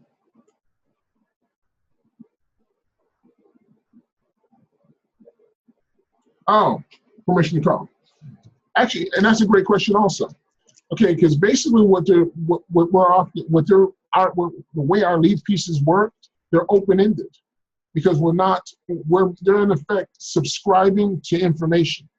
So in other words, we're offering them updates on changes in Medicare, changes in LIS, changes in state pharmaceutical assistance programs. So that's why education is where we have to start when we're following up with these people. Does that make sense? So like when someone is filled out a form looking to buy life insurance or something along those lines, that's the only thing that they're asking about. But in our environment, what we're offering is education and information. There's no products in our marketing. It's just information.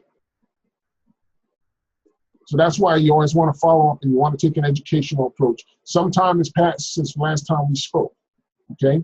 Your Part B deductible has gone from this to this since then.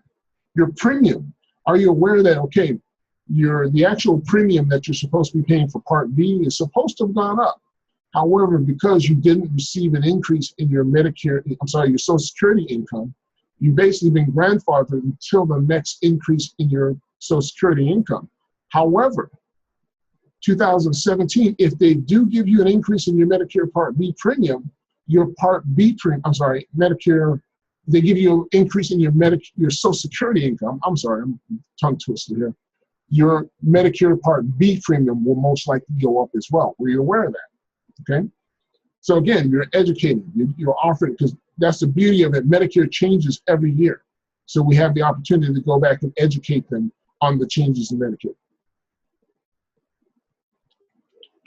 But to that point, customers can always opt out. So if a customer says, don't call me anymore, don't ever call me again, then we want to mark them as not interested. And we want their substatus to be requested no future contact. That pulls them out of circulation. So we no longer contact those individuals. Okay, so that's a great point. That's a very important point there. Okay. But if we're approaching these customers the right way from an educational standpoint, then there's no reason for them to opt out. Does that make sense, everyone?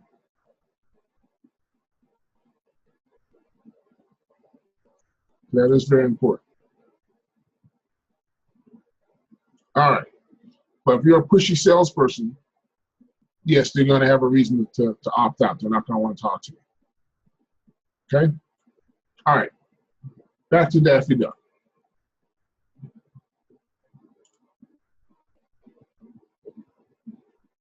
Okay, the next important section. Well, I mean, there's a lot of important information here. This section is important as well. When you put in the date of birth up here, the system is automatically going to calculate their age. Okay, but you want to specify their gender. This is important, okay, because there's you get that Pat Brown that sounds a little masculine, and it actually is a woman. You'll wish that you specify what their gender was, because your credibility has now been shot. Your rapport has been shot with that person by calling them the wrong gender.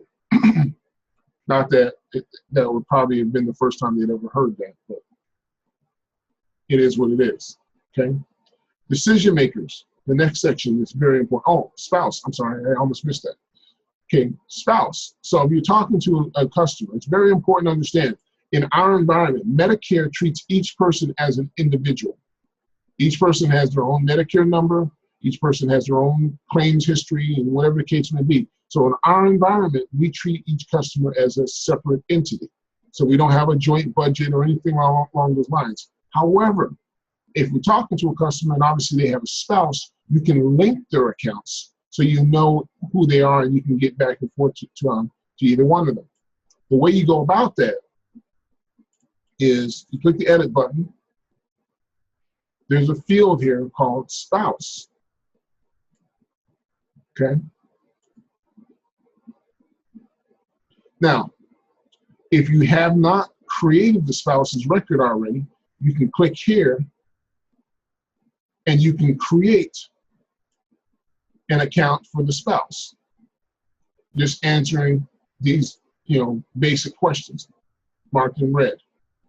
Okay. When you do that, now I'm going to go back the other way. If there is a spouse already, and I'm just going to pretend for a moment that, I don't know, Barbara Taylor is Daffy Duck's wife. So now Barbara Taylor is linked. So when I go to save, when I'm working her account, if I want to go to Barbara's account, I can just click here, and now it's going to open Barbara's account. Now, I wish it linked back and forth both ways, but unfortunately it does not.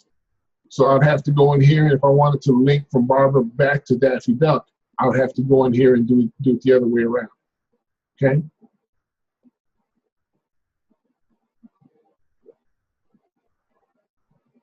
Oh, yes, there is a save button. You will need to save.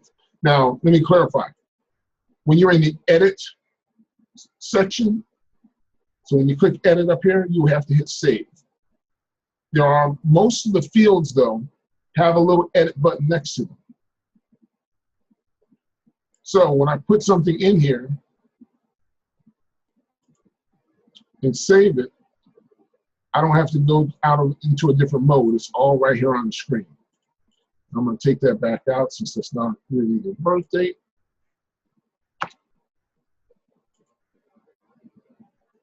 We'll go back to Daffy Duck. Okay.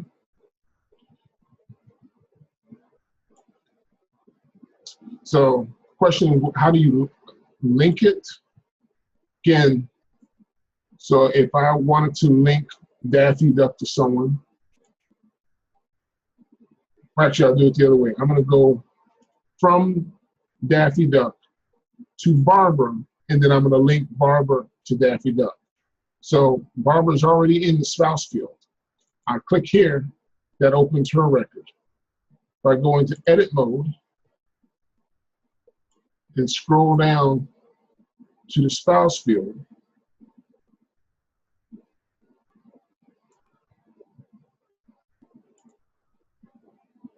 and then I can just type in duck.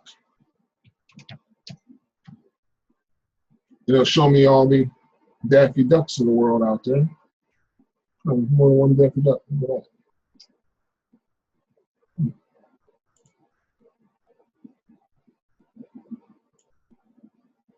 And now I can save. So now Daffy's linked to Barbara and Barbara's linked to Daffy. Okay? So I can get back to Daffy Duck now.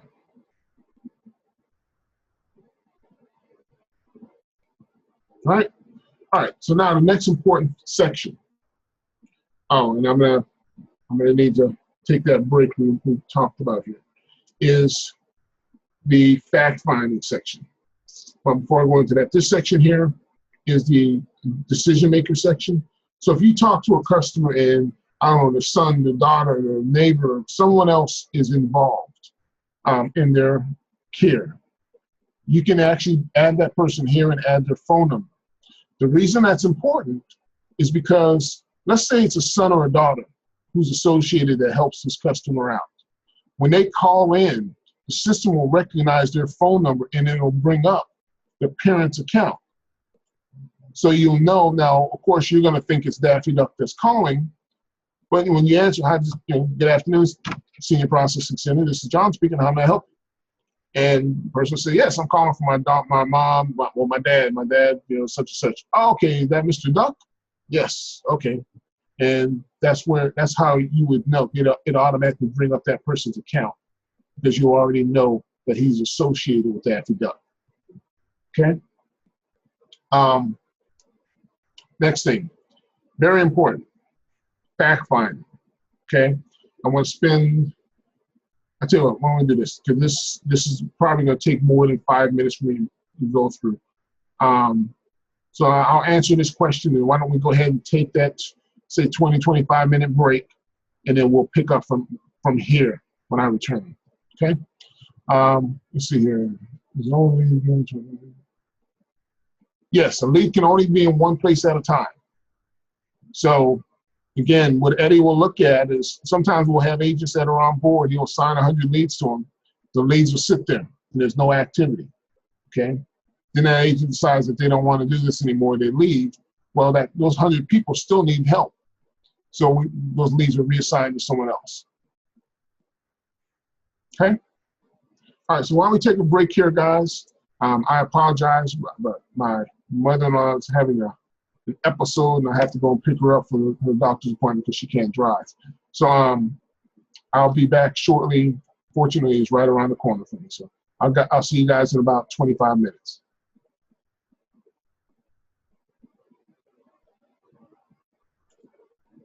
Any questions on anything that I've covered so far?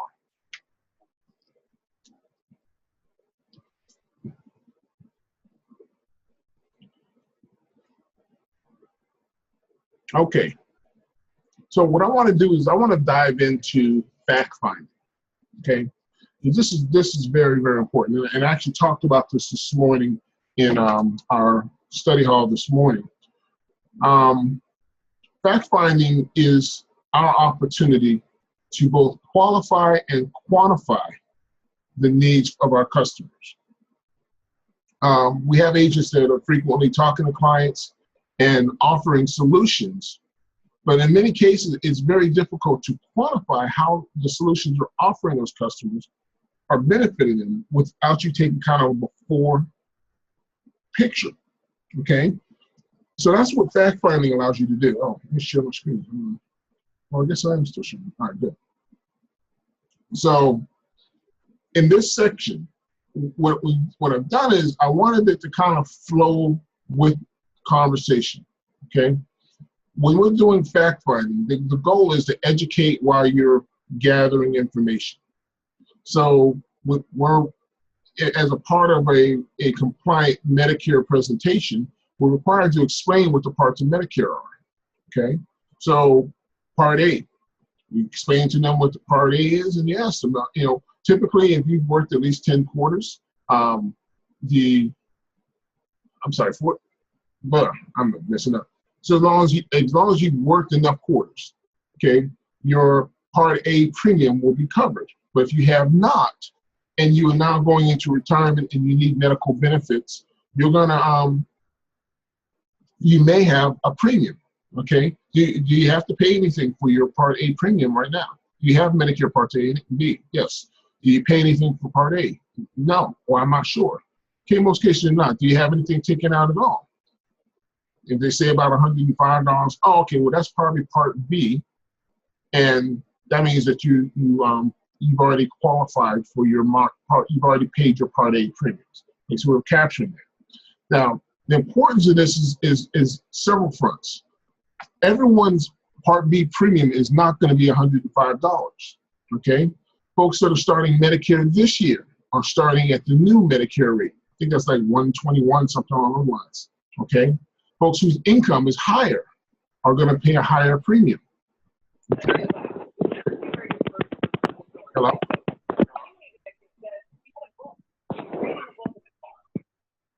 Is there a question? Okay. All right, I'm gonna keep moving. So by specifying what their premium is, this gives you some idea of what you're working with, how long they've been on Medicare, what their income is. So you want to make sure that's captured. Also, you want to bring back to their awareness the fact that they are paying for monthly benefits right now. It's not free. It's coming out of your check. You don't see it, but you are paying for it. It's costing you money. You want to remind them of that, okay? Then you want to ask them, okay, once you've explained how Medicare Parts A and B work, and specifically, okay, around, you know, when you talk about Part A, the fact that, okay, if you're hospitalized on original Medicare, no matter whether you're in the hospital for a day or 5 days, you're going to get smacked with a big, you know, almost $1,300 bill. Okay, there are solutions that can help you with that. Also, Part B, okay, that covers your hospitalization. So 20% of that bill you're going to have to pay unless you have something else in place. Do you have anything else in place that helps you with what Medicare doesn't pay?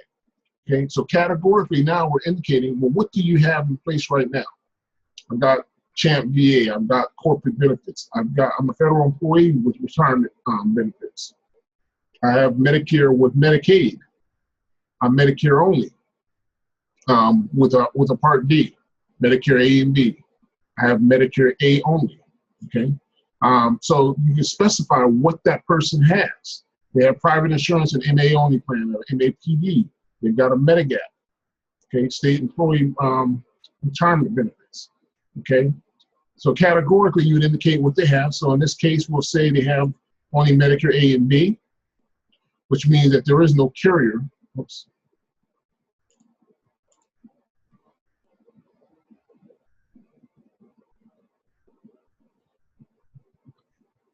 Meeting ID, if you don't sound, I'm gonna have to type it. Hold on. Bear with me 1 second. Let me just help Ralph get back in here.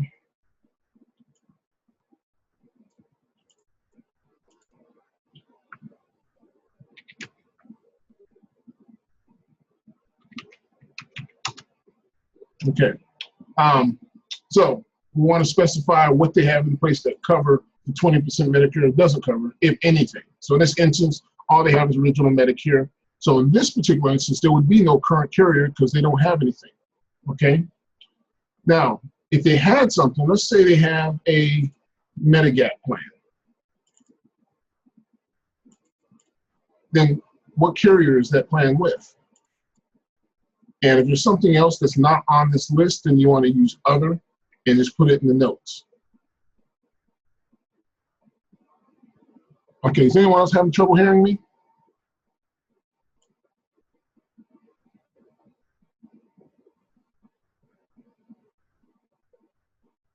Okay, so, all right, cool. All right, so you specify what carrier they have here. So let's say this person has a Medigap plan through, let's say, Mutual of Omaha. Okay, now I'm gonna mute you there, Ralph. Then the next question to ask will be, well, what is the premium? How much is that costing?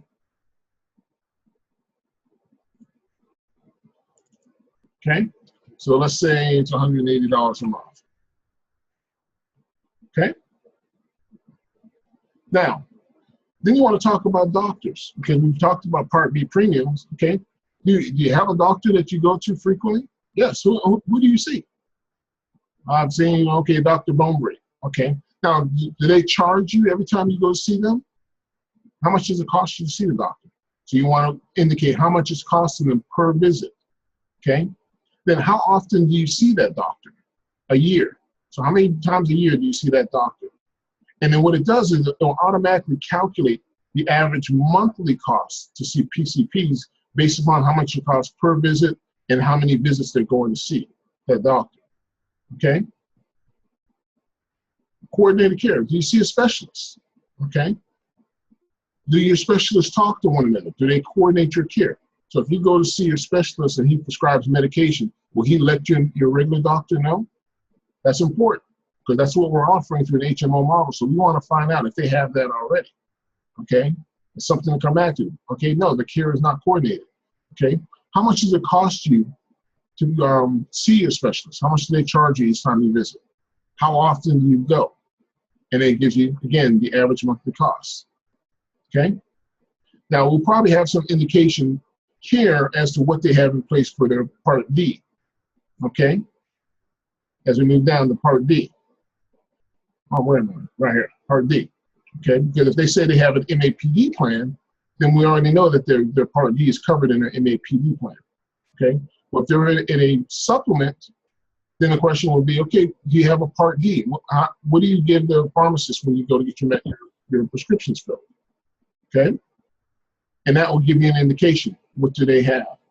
Do they have nothing? Do they have a discount plan? Do they have an MAPD? Are they using the VA? Or do you have a standalone plan or union coverage? Okay? So let's say they have standalone. Then you want to indicate who their coverage is with. So let's say Humana. Okay? Then what is their Part D premium? And then how much are they paying for their prescriptions? Okay? Then some qualitative questions. Do you have dental insurance right now? Okay, in either case, are they going to the dentist? How much does it cost them per visit to see the dentist? Giving you average monthly cost. Now, hearing and vision, these are typically broken into annual cost. So hearing cost, what is that on an annual basis? This is an annual base, okay? So if they don't do anything there, then you want to leave that at just zero, okay? So then you want to ask them, okay, are there any other costs that you have on a monthly basis that we haven't talked about? Is there anything else you're spending money on medically that we haven't talked about? And you want to capture that, okay? Then what happens is it gives you, you also want to capture life insurance. Do you have life insurance? Because again, we're doing a benefits assessment, not just Medicare, it's benefits. Just like when you're working, your benefits would be your health insurance, your dental insurance, your life insurance, your disability coverage, the whole gamut. Well, for seniors, disability isn't going to be a factor. So it's health insurance, dental insurance, vision insurance, life insurance. Those are your benefits, okay? So, do you have life insurance in place? Yes, I have $3,000 worth of coverage. I'm paying $25 a month, okay? Once you've entered all of this, now it's going to tell you on a monthly basis what all of this totals up to. on average on a monthly basis. Okay? So you're spending $835 a month on your benefits right now. Were you aware of that? When you add everything up, how often you going to the doctor, your Part D costs, your prescription costs, your life insurance, your co-pays to see the doctors, that's a lot of money. Okay? So now obviously, if they had a Medigap, their co-pays wouldn't be that high. So this is a real scenario. But let's just roll with me here. So then naturally you want to know, well, what's your monthly income right now? Because there may be some programs that can qualify you for. Okay, so you can indicate your monthly income. And then income sources is also important, okay? Because if they're drawing Social Security and they have a pension and they're working part-time and they have retirement accounts that they're drawing money from, you can indicate all of those things. You just hold down the control key and you can select multiple options. Okay, so now you know where the money's coming from, okay? The importance there, okay, one, from an income source standpoint, if you're talking to someone that has retirement accounts, okay, folks in retirement are concerned about preservation of their asset, okay? So there may be annuity opportunities based upon someone having a retirement account. If they're working part-time, then naturally, okay, how long do you plan to continue working? Because if your income is $2,000 a month and $500 of that is coming from part-time work, eventually that will go away. You're not, unless you plan on never fully retiring, okay? So we need to plan for the future, okay? So now this will give you, as a percentage of their income, what percentage of what is their benefits costing them? So this person's benefits are costing them 42% of their monthly income, okay? That's important to know. The AARP and I think Kaiser Permanente did a study recently, and the average person under 65 is spending about 5% of their income on benefits. The average 65-year-old, average Medicare recipient is spending about 15%. So here we're talking about somebody in this particular example that's spending almost 3 times the national average. So you can let them know, it looks like you're spending about 3 times the national average on your medical care. Okay, I think I can help you there. I'll need to do a little bit of research, but if I could bring that cost down to maybe closer to 15, 20%, would that help you? Okay. So now it's giving you a target. Now you know what you're working with here. Okay. So then when you go back and propose a plan for them, now, okay, if I'm, let's make this real world. Let's take the co-pays out of here.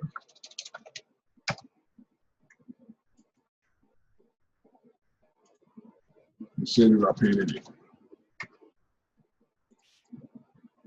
Okay. So now they're at 568. Okay. And 28%. But let's say, okay, it might be a Part D issue. Maybe this person's because of they're in a cheaper Part D plan. But maybe if I put you into a $75 a month premium for a Part D plan, but that brings your prescription costs down to $50.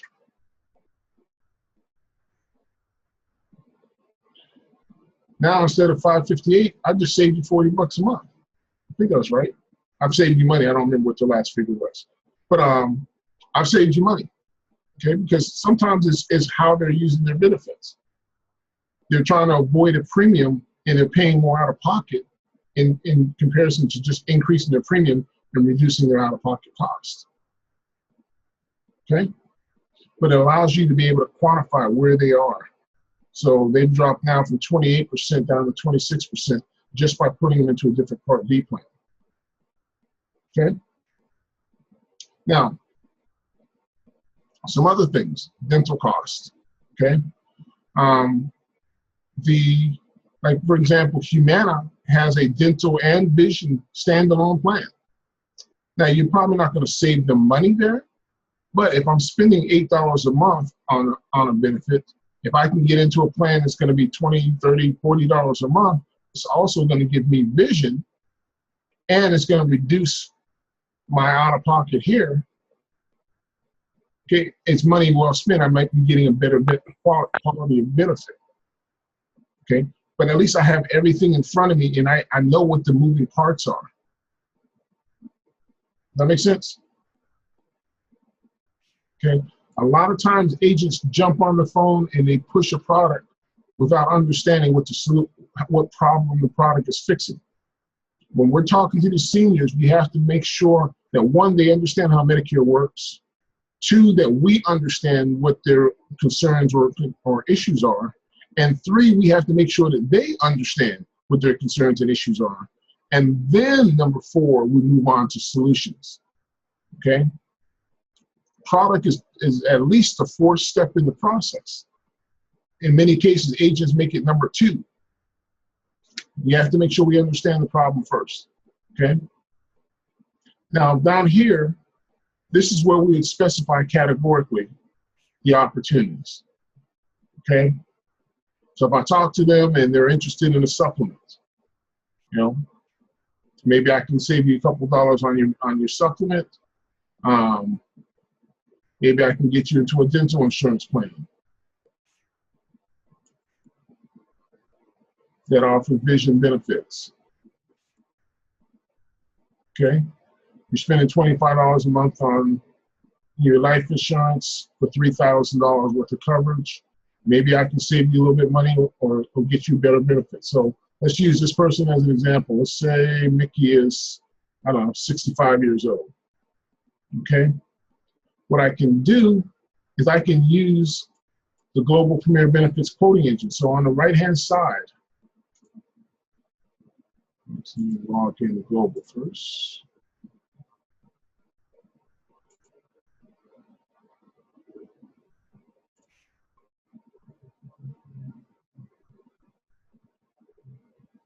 Okay.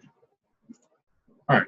So on the right-hand side here, there are several links, okay, that are useful tools for you guys. Okay. The first one's for UNA card. Very important. You might talk to a customer that, I don't know, maybe they have a medication that's not covered in the formulary for a plan that you're offering. Okay, they like everything else, but they got 8 medicines, and that one of those medications is not covered. Well, maybe you can see if you can get them a break on the pricing here. This allows you to look it up. If they're paying full retail right now, then using the UNA card can get them a discount, and you can look the drug up here. Not only will it tell you the cost of the drug, it'll show you what pharmacies and what the local pharmacies will charge them if they use the UNA card. Okay? You should have heard about the UNA card in our boot camp training. Not the call center, but the Medicare sales boot camp. Lead search, sometimes you'll have a lead where the phone number is obscure, or maybe the number is disconnected. You have to remember our demographic. Often what will happen, you have customers that have those, the Medicaid recipients, as an example, they get those free phones, and they have limited minutes. So by this time in the month, they may have run out of minutes. So you call and you get a telco message saying that the number is not in service or something along those lines. Okay? Well, you can do a quick lookup. Now, this service does have a fee for it, but you can use any lookup tool. But I like been verified. They're not going to find Daffy Duck, of course. But if I use a real person, let's say Barbara Taylor. That's a very common name, but let's see what we come up with.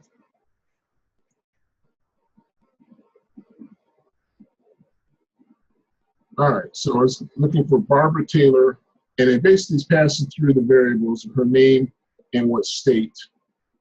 So we have to look for some other unique factors here. So she's in Bradford, Tennessee.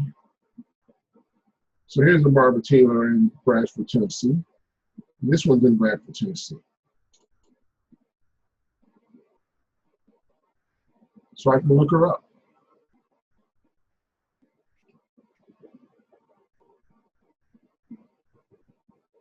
Okay. and 303 US Highway 45. 303 US Highway 45, so it's the same person. And it's giving me a phone number, 731, ending with 2685. Okay, that's different than the number I have here.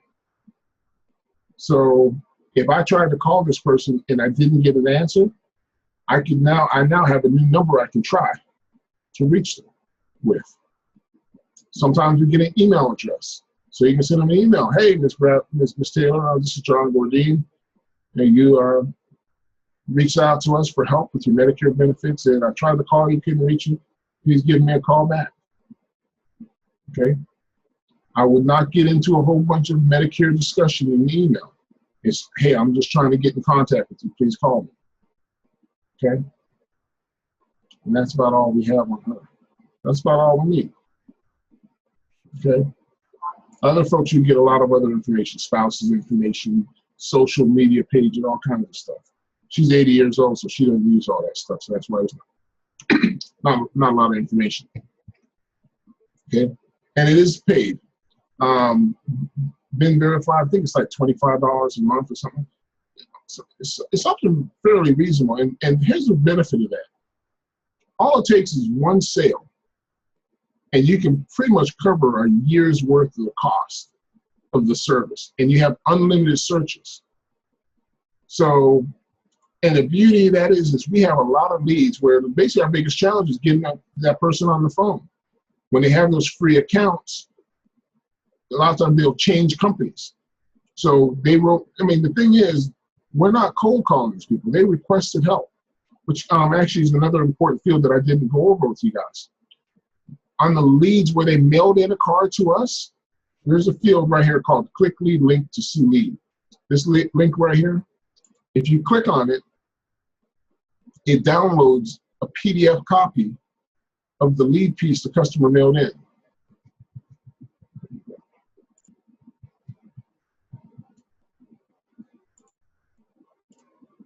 So now you see the actual PDF that they filled out, signed, wrote in their date of birth. Okay.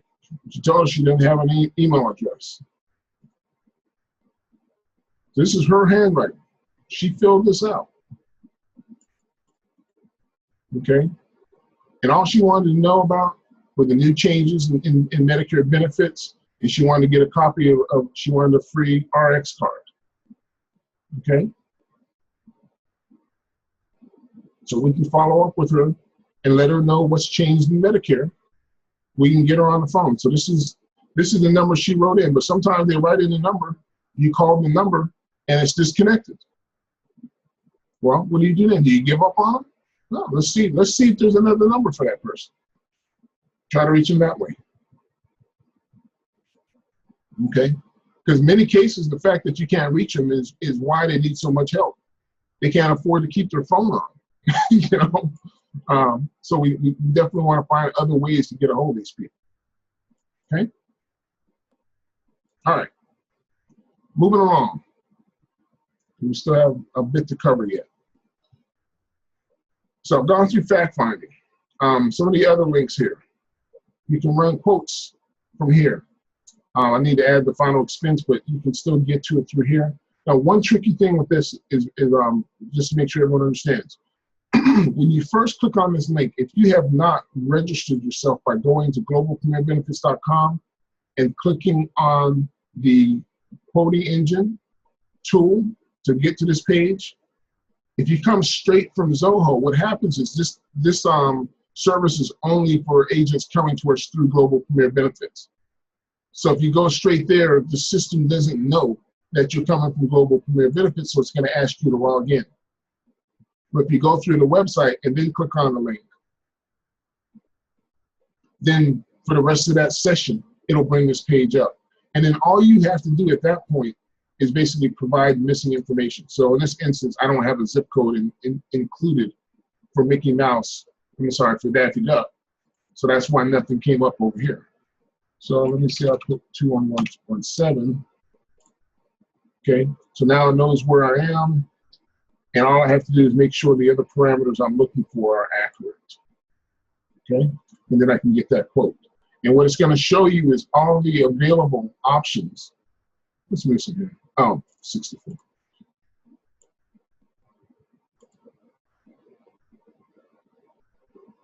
It didn't come up because I was asking for a supplement for someone under 65. So now it's giving all the plans that are available that are offered by Global. So you have Humana, GTL, Cigna, Mutual of Omaha, Cigna again, Standard Life. So these are all the different plans that are offered and available through Global for that zip code. Okay. Do we have every company? No. But there are plenty of options available. Okay. This will give you all those choices. If I wanted to look up final expense, I can click here for final expense. And then again, I just put in the zip code I want and the parameters for that person that I'm looking to search up, how much coverage, type. Now again, the type, level benefit is basically level premium, 20 or 30 pay. Again, this is for a policy that will be paid up in 20 or 30 payments. Return of premium. Now, return of premium and graded benefit are two different things, okay? Graded is this person has maybe some health conditions, and effectively what happens during the first, to say 2 years, depending on the company, but typically like the first 2 years. If they pass away during the first 2 years, they get a return of premium plus interest on that money, okay? There's also shorter term paid up options, and there's also single premium options that are available, okay? Most of what you're gonna be doing is gonna be level graded or return of premium, because most of the folks we're working with aren't gonna be able to afford single premiums and so forth. But you can run those quotes. Now, something else that's good about this system is if you know what ailments that customer has, you can actually have carriers excluded from the list based upon their ailments. So in other words, if I know that this person has diabetes, let's see, where is it? Let's say a heart condition. Okay. What it's going to do is it's going to let you know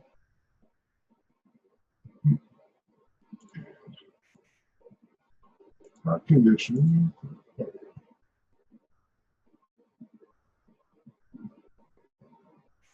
And now you can see it's going to exclude. Wait a minute. There we go. All right. What it does is it goes by their applications.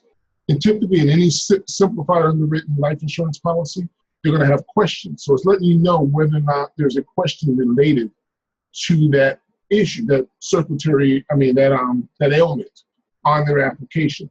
And if it is on the application, it's going to let you know what the look back period is. So in other words, this one is not for heart condition. That's probably a bad example because heart condition can mean pretty much anything. Let's say congestive heart failure, let's be more specific. There we go.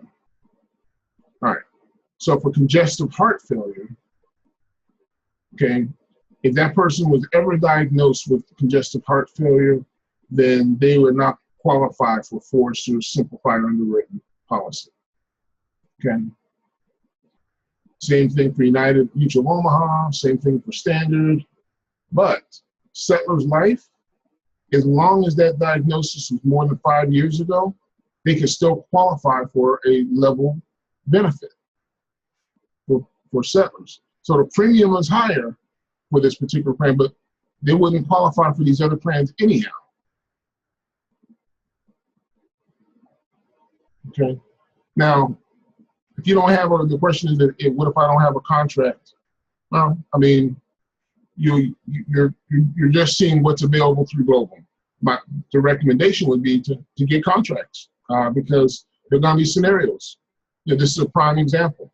If I'm talking to someone that has congestive heart failure, let's say, hey, 7 years ago I was diagnosed with congestive heart failure.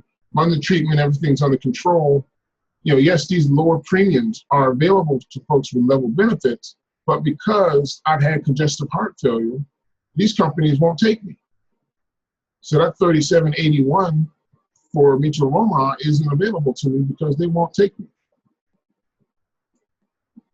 Who's the first company that would take me? And that first company would be Settlers Life. So for $6, $7 more, I have a company that now, based upon their application, would accept. Oh, thank you, Colin. So yes, if you if you don't have a contract, you can get contracted right through globalpremierbenefits.com. So on Global's website, I went through this earlier. On the careers tab, get contracted.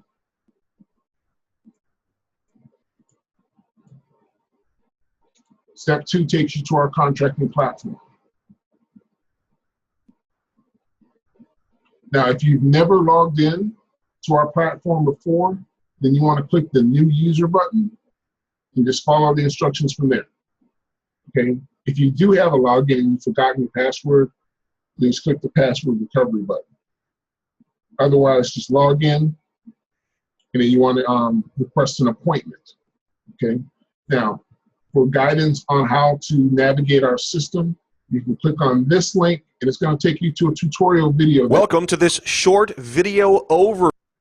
It's going to basically explain to you how the platform works and how to get logged in and how to request appointments and so forth. So all that information is right there on the site. Okay? Thanks for clarifying that for me. All right. So my point in saying that is you can quote rates on the side. State programs is also a great link. Again, this takes you right to Medicare.gov.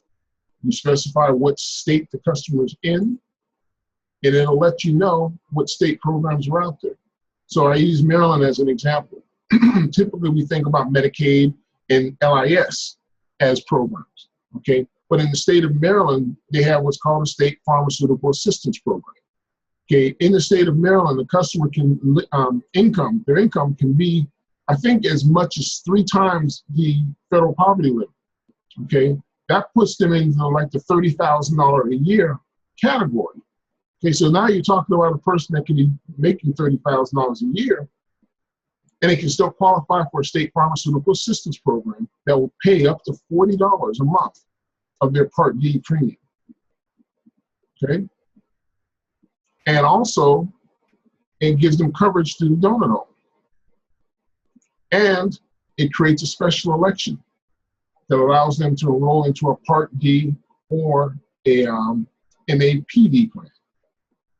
Okay, so knowing the state programs is also very important. Okay, now primarily in the Mid-Atlantic region, Maryland, New Jersey, Delaware, Pennsylvania, they have great programs for seniors. Some of the other states have programs, but they don't create special elections, or they're programs for specific ailments like kidney disease. Okay, so while they don't create special elections, these programs can help those customers. So they're still beneficial to those customers. It's just that it doesn't help us create a special election to be able to offer them a plan. But if it's going to help the customer, still make sure it's available, make sure they know about it. Okay? Any other questions so far? I just want to check in and I'd like to keep moving here. All right. So like I said, it's almost 4 o'clock now. I know that this was scheduled for 4 o'clock. I'm going to just keep going until I get through the entire agenda. So you're welcome to stay online and ask questions as long as you want. I'll make sure you have the information you need. But I think I underestimated how long this is going to take. Okay. So, fact finding. I've gone through this section. Now, this is also the benefit of using this is because later on we can use this to run reports. So if there's someone that's interested in something, and we can run reports and say, hey, show me all my customers that are interested in, medical insurance or interested in dental insurance. And we can create a list of every customer that you've talked to that you've indicated was interested. Okay? Now, this field here is a description field. The description field and the notes field serve two different purposes. The description field is something that you want to use when you're talking to a customer and there's something unique about them that you want to always have available to you when you look at their record. Okay? The notes field is like a log of each interaction. So when you put a note in a notes field, so if I type test in and I save it, okay, it's going to create a log and it's going to time and date stamp that and indicate who left the note. Okay? Now, the challenge there is over time, all the notes are going to get pushed off the screen. So if there's something unique that you want to be able to see for that customer, you've got to go back into history to be able to find it. This field, if I wanted to say, just make sure I'm looking at. Okay, this is that field. So let's say it works for, hold on, Porky Pig. Okay. Now, there's a search field up here in the top right-hand corner. Okay.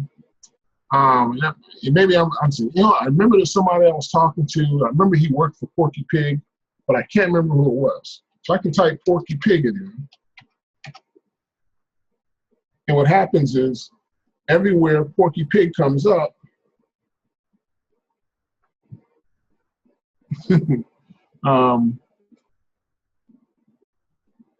shows up here as well. I didn't realize those leads were Pork Pixie. But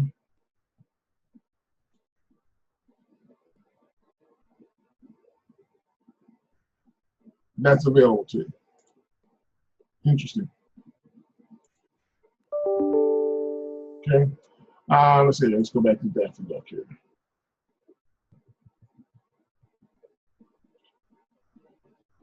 All right, moving on. Some other features built into Zoho.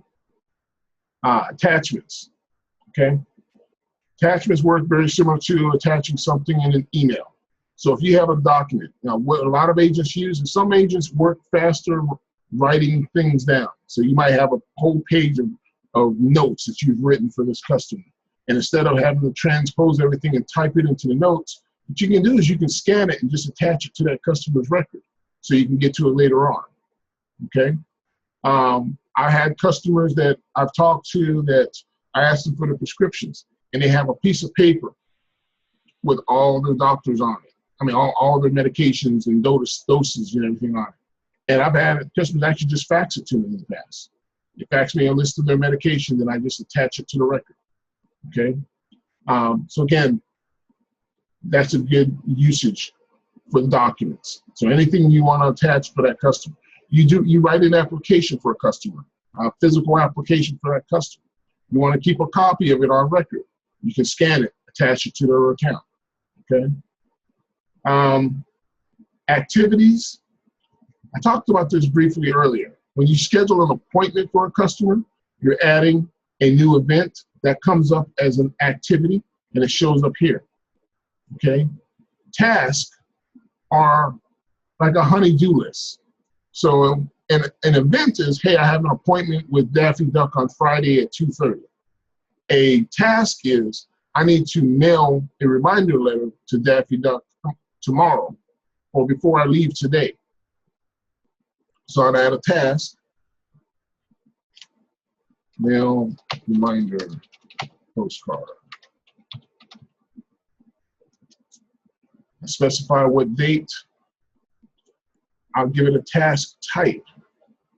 So what am I following up on? Because another example of a task is, I might do an LIS application for that customer, and I want to check back later on and see if they were approved. and I can look them up and see. I can schedule a reminder for myself on that task. Okay, so I want to make sure it's done today before I leave. So let's make it the 21st. And I want a reminder at 6 o'clock. And I can have an email to me, or I can have a pop-up on my screen. And I just save it. Okay, so now there's a task. Now, when you've completed the task, all you have to do is click close. It's going to ask you if you're sure. And then that task is going to move from open activities down here to closed activities. So nothing is deleted. Okay? Now, once this day has gone by, then this appointment will move from open to closed activities. Okay? Now, earlier when I was talking about the email section, that's where this comes in. So if I had email and I had an email address for this customer, and I sent him an email through Zoho, that's this is Eddie, by the way, waiting for me.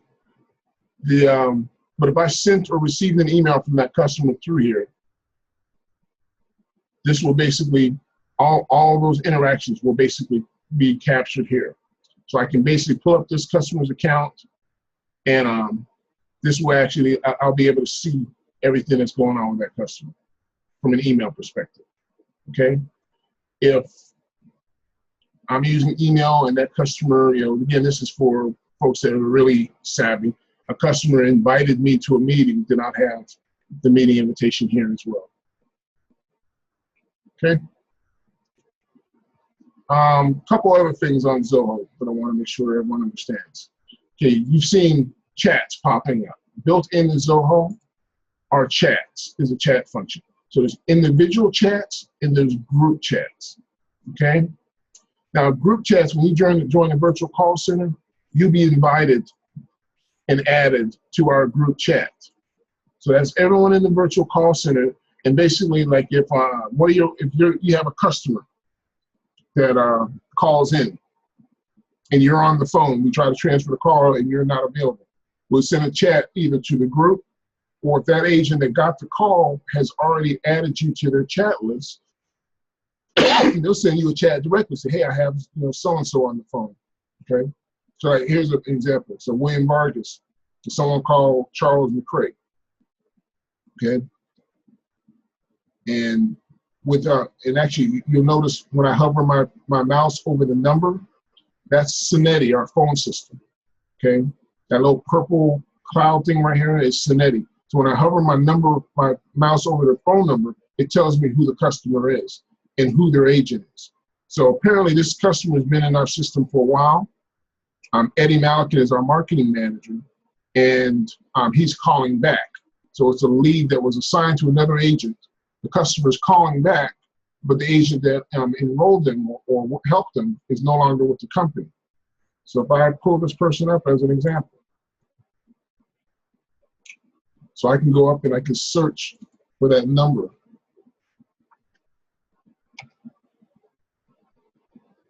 Let me take that.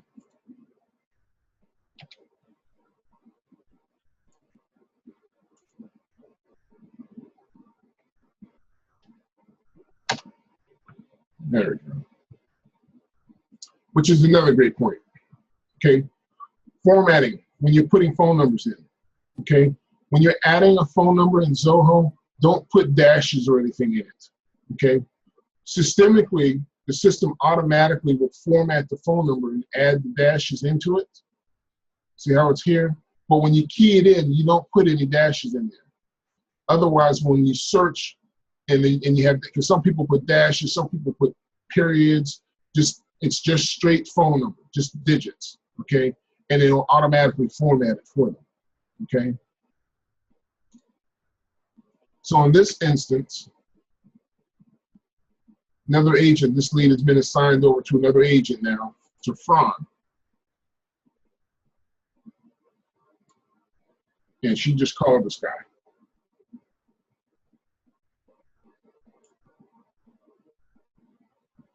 Now she's putting information in the notes here, but she hasn't started capturing his fact-finding information, but he's calling her back.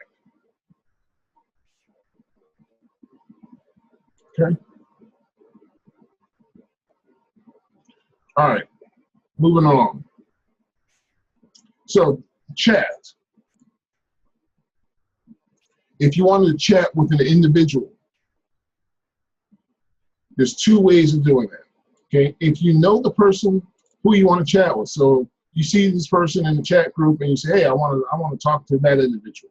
Okay, what you can do is you can copy their username. You can go here, and in the top right-hand corner of this little icon is a little silhouette of a head with a plus sign. You click that, and you paste in their username, and let's click invite.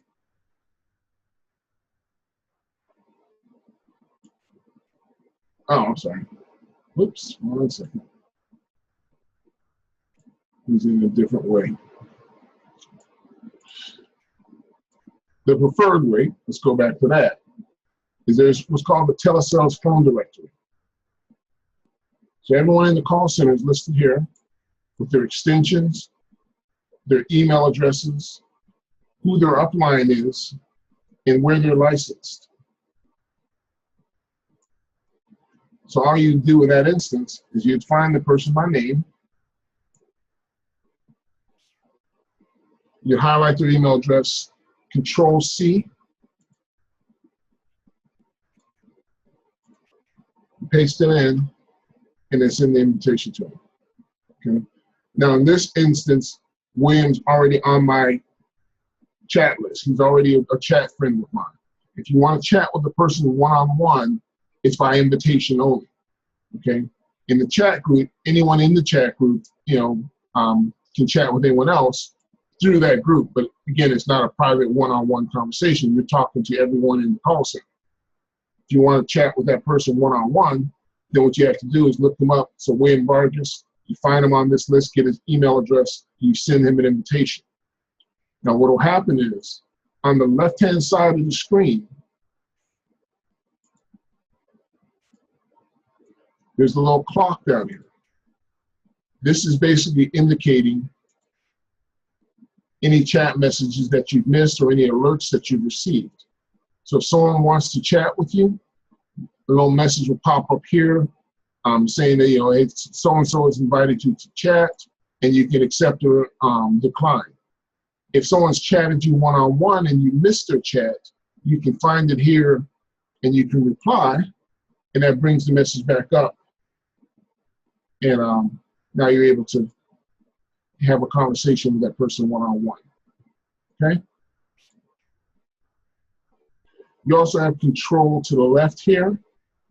So by default, the system will play a little chime every time there's a chat.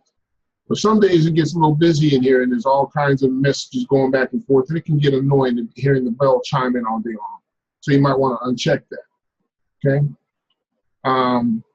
Notification, if you have emails coming in, so if you're using email, you can turn it on so that you're notified when the email comes in.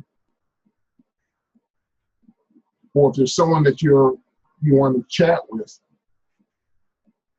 So if I have her here and she goes offline, I can have it give me an update when she comes back online.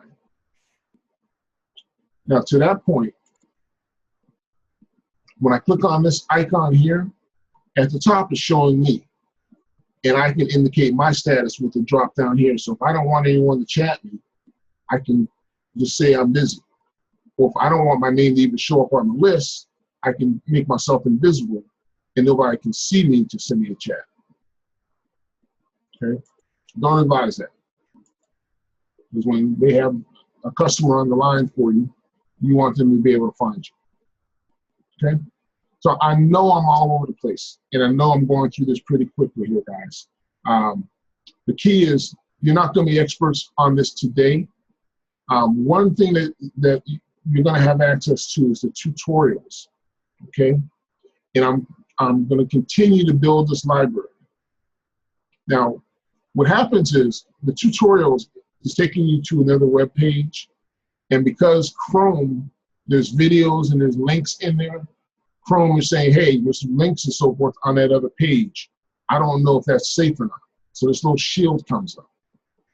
You click load unsafe script, then this page will reload, and then you'll be able to see the links. Okay? So there's tutorials on the phones, and at the bottom, if there's ever something, hey, John, you know what? How do I do such and such? Can you show me how to do something? You can click on this link right here. It's going to bring up your email, and it's going to basically give you the option to just send me an email asking me to create a video on something. Now, leave the subject line the way it is, because that's how I know which are video requests and which are not. But this will be helpful. Okay. If something in the directory is wrong or anything along those lines, there's two things you can do. Well, let me go with a primary thing. If there's any kind of technical issue that's not an immediate, hey, I need this fixed right now, what you can do is go to globalpremierbenefits.com, hover over contact, and you see submit a ticket. Okay? You put your name in here, your email address, your phone number, the subject of your concern, and then categorically, to the best of your knowledge, where does your issue fall? And the reason for that is that way the issues can be routed to the right people. Okay? If it's a commissions problem, you don't want to send it to website concern, because it's going to go to me or Max. That will be a commissions question, or compliance, or contracting, or general Medicare question. So general Medicare questions will go to our compliance officer. Contracting will go to our contracting team. Anything IT related will go to me or Max. Leads will go to Eddie. Product questions, we have different people designated for each carrier. So you have the opportunity to ask questions and to have those routed to the appropriate person. Okay? So that's where you send things out. All right. All right, Chad, thanks for joining. Have a good one. Okay, I just want to jump back into my presentation for a moment here and make sure I haven't missed any key points here. I do need to go over the phone system with you guys. One second. Sure, Ralph, go ahead.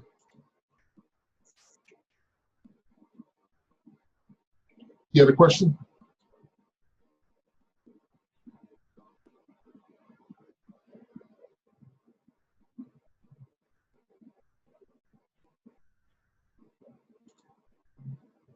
Okay, you should be unmuted.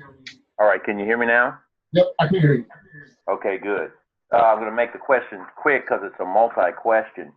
The question is, when we initially start with the customer, the communication is through the phone line, I guess, that the phone number that we get as a virtual call center person. But after that, what number are they calling? Are they calling Humana and the actual company they're involved with? Do they still have access to us? And so I guess my question is, what's the order of the phone calls? Because I heard you say earlier that you may need, let's say you're going on vacation for a week, and you let your upline or let somebody know. So now the people are, who do they call? I mean, how is this thing controlled once in the beginning and then once the sale is made? Same thing with email. Gotcha. Great question. Okay. So now email is individually controlled. Because like I said, in our environment, not a lot of email, not a lot of customers are communicating by email. But by phone, there's a couple of things. If you're going on vacation, you can change your message, your answer machine message. Say, hey, I'm on vacation. Please leave a message, or if you work something out with your upline or a peer, that, hey, just leave a message, and you can have the calls forwarded to those individuals. Now, the way our phone system works, when a customer leaves a message for you, you'll receive an email with the answer machine message digitally attached. So you'll have an audio file that you can listen to. So even if you're on vacation, if you so choose, you can receive your emails and still get the messages from your customers. So it's all in how you want to handle it. Because again, this is, since your business, there's not a standard, hey, this is what's going to happen. If you work it out with your manager, like some folks, I'll pick on Eric Allison. He's got a team of agents working out of his call center in Memphis. Sometimes they'll work in teams and say, hey, if I'm not here, can you help this customer out? And they can forward calls. You can forward your calls to someone else. So so the short answer to that is it really depends on what you want to have happen. Okay, so there's not a protocol. Yeah, when you're out of office, because look at it this way. If I worked in the field, it's the exact same thing. If I were a field agent and a customer called me, what would happen to him? You see, right. I'd have to handle it, or would go to customer service if they had bought. But if they hadn't bought, I would have to handle it unless I left it with someone else, upline or somebody, to take my call. Exactly.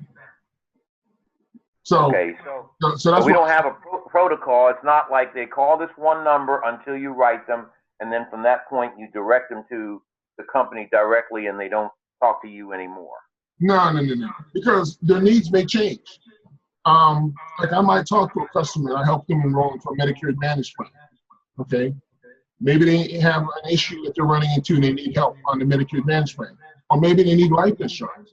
Or maybe they want to change plans. So I still want them to call me if they're having a problem, because I don't want to leave the destiny of my client in the hands of some nameless call center, meaning customer service. I don't want to be turned into a customer service center myself either. But I want my customers to know, hey, look, this is for if I've enrolled them into Humana Medicare Advantage plan. I'm a part of the enrollment process. I'm going to give them the customer service number, but I'm always going to emphasize with them, if you run into a problem and you're not getting what you need, give me a call. I want you to call me before you call someone else and try to cancel. Okay. All right. And I guess you're going to get to the question of when we start asking for specific information on them. In other words, a lot of times we'll get the in the field, we would get the Medicare number, Social Security number, and check them beforehand. Now that we're doing this over the phone, I guess that procedure is coming. So that's probably a question I don't need to ask. At this point, you'll probably answer it later. Right. What were the other questions? Okay. Also, if we generate a referral on our own that has nothing to do with it didn't come from Eddie. Do we put it in the system and include it in the system, or do we keep it on our own and work it? How does that work? Yes, you can add them to the system, and there's a way to specify that it's your own lead, that it's self-generated, and that way it doesn't get reassigned. So in Zoho, if you're in the leads module, you have the option to either click in here where it says new lead. If you click new lead, it'll just open a new blank one. Second. Got too many windows open.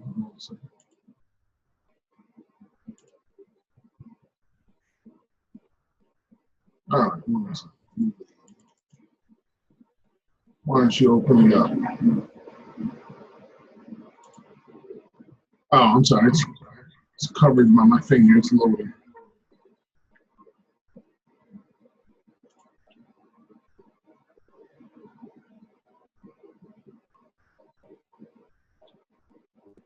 Figures.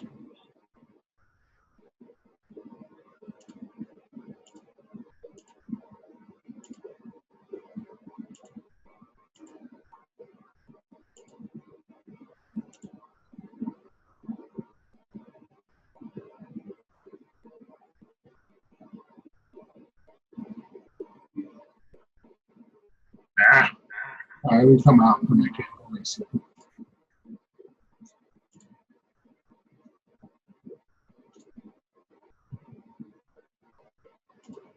All right.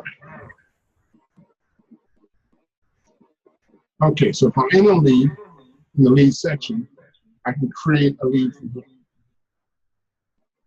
All right, it's still hanging out.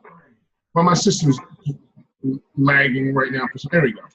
All right, so anything highlighted in red is a required field. So we need your first name, your last name, what state they live in, what your status is, what lead source. So if you're creating your own lead, that would be a self-generated lead, okay? Now, one thing I want to make sure that I emphasize, though, some agents make the mistake of when we do a mail drop and inbound calls are coming in. And they make the mistake of thinking, okay, well, I took the lead, I took the call, so I generated that lead. That's not a self-generated lead. A self-generated lead is, hey, I bought a lead or I put up a flyer. I generated, not I took the call. So if you're here and the customer is answering, calling in from a mail drop, they're responding to one of our mail pieces. So you want to ask them, well, how did you hear about it? Well, I got something in the mail about, LIS or about Medicare changes or about Obamacare, so you want to make sure that you're specifying the lead source, because that helps us understand what our returns are. We know what we're getting back in mail, but the only way we'll know how many responses we're getting by phone is if agents are telling us, what lead source the customer's calling back about. Make sense?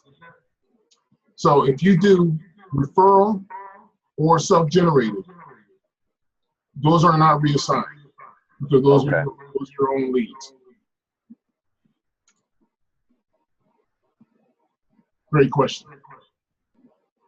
Okay, thank you. No problem. All right.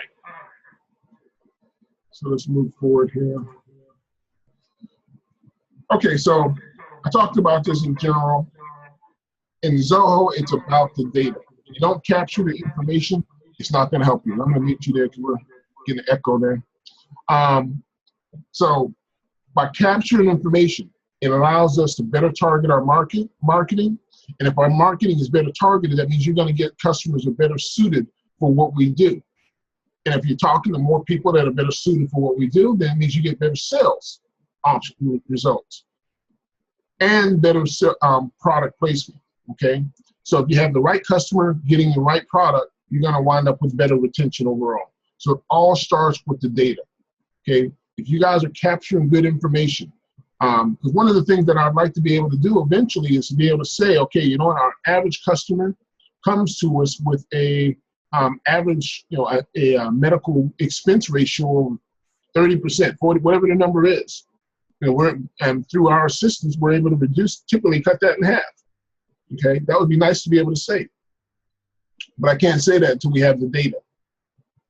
That comes from you guys capturing information when you're talking to your customers. Okay. Next thing. So it's very important that you capture every inbound call lead in Zoho. So when you get an inbound call, a lot of times agents are writing things down on paper. And if that customer ultimately is not interested, they don't put it in the Zoho. Well, we still need that information. We need to know who called, what you talked about, what was the outcome, because that helps us in our marketing plan. Document every prospect or client interaction, okay? So there's data fields. I went through the fact find and their names and address and all that kind of stuff. You want to document all of that. The fact finding section, definitely. And details are everything. I talked about the descriptions field versus the notes field. Okay, you want to make sure that you're capturing, that description field that I talked about that's always there. An example I like to use is I have a customer that I've had for several years. And every time I call her, I guess her dog doesn't like the phone. And, I have in a note that her dog's name is, Yippee, whatever the dog's name is. It's in the notes. I don't remember. That's why I put it in the notes. I can't remember. But then if I call her and she doesn't remember me, but I can tell her what her dog's name is, like, oh, here, Yippee, or whatever his name is still kicking. How things going? Well, if I know her dog's name, then that'll at least give her enough pause to allow me to talk to her a little bit longer. Because how would I know her name, her dog's name, if we hadn't talked before? So anything unique that you want to put in there. Another example, you're talking to a husband and wife, and the husband says, "Don't tell my wife my business." Okay, so you call the house, and you have the note right there, and she's asking, "What's this about?" and so forth and so on. Well, you know not to get into the details about what it is you're calling for because he's asked you not to.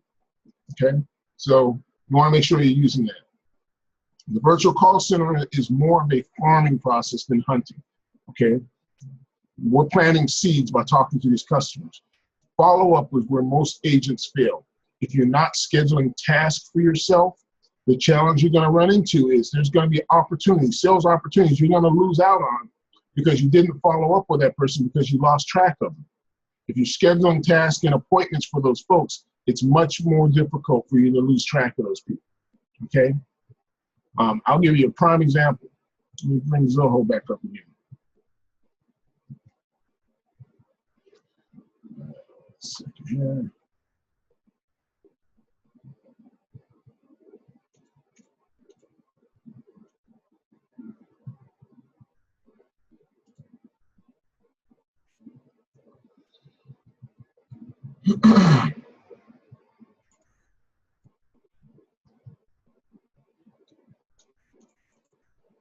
Okay. All right. All tasks and activities as well as calls. We're gonna get into the phone calls in a second, but all tasks, events, and calls fall under the activities tab. And again, there's different views available. So if I wanted to see all of my appointments, so let's say my overdue. So I want to see today's task and any overdue task. Okay. Now these are all the tasks that have been created by agents and their due dates. So I can go back. There are appointments that are overdue for years where agents had sales opportunities and they didn't call back for the customer. Let's see here. Let's say Edna Qualls. Let's see if he actually enrolled her. So he created a task to enroll her. She's been converted to a client. Okay, he sold her. So this is an example where he created a task for himself to sell this customer. He just never closed out the task. He did the enrollment. Now it's closed out. But that way, you always have the option to go back and look at, like your cleanup list. So any task that I haven't completed, I can go to today and overdue, and it's showing me anything I have scheduled for today or anything that I was supposed to have done in the past. And you want to keep that list clean. Okay? I think there was a question.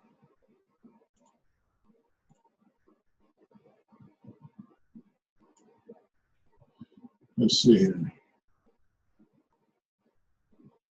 Okay, so the difference between a note and a description is a note is kind of it's a log.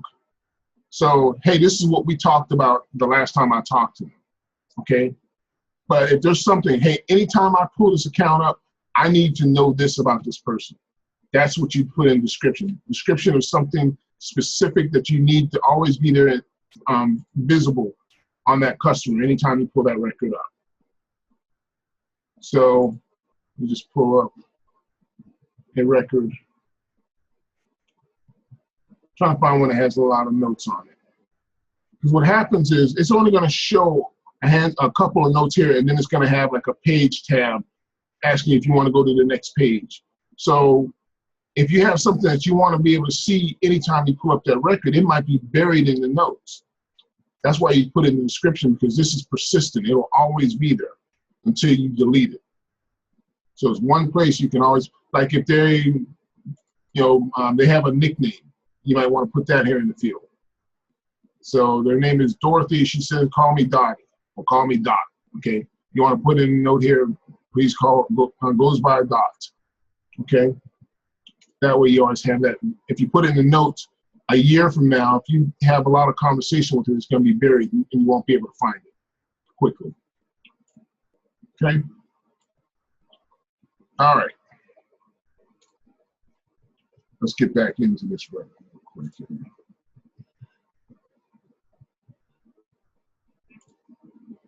All right, so I've already gone through leads and lead status and sub-status.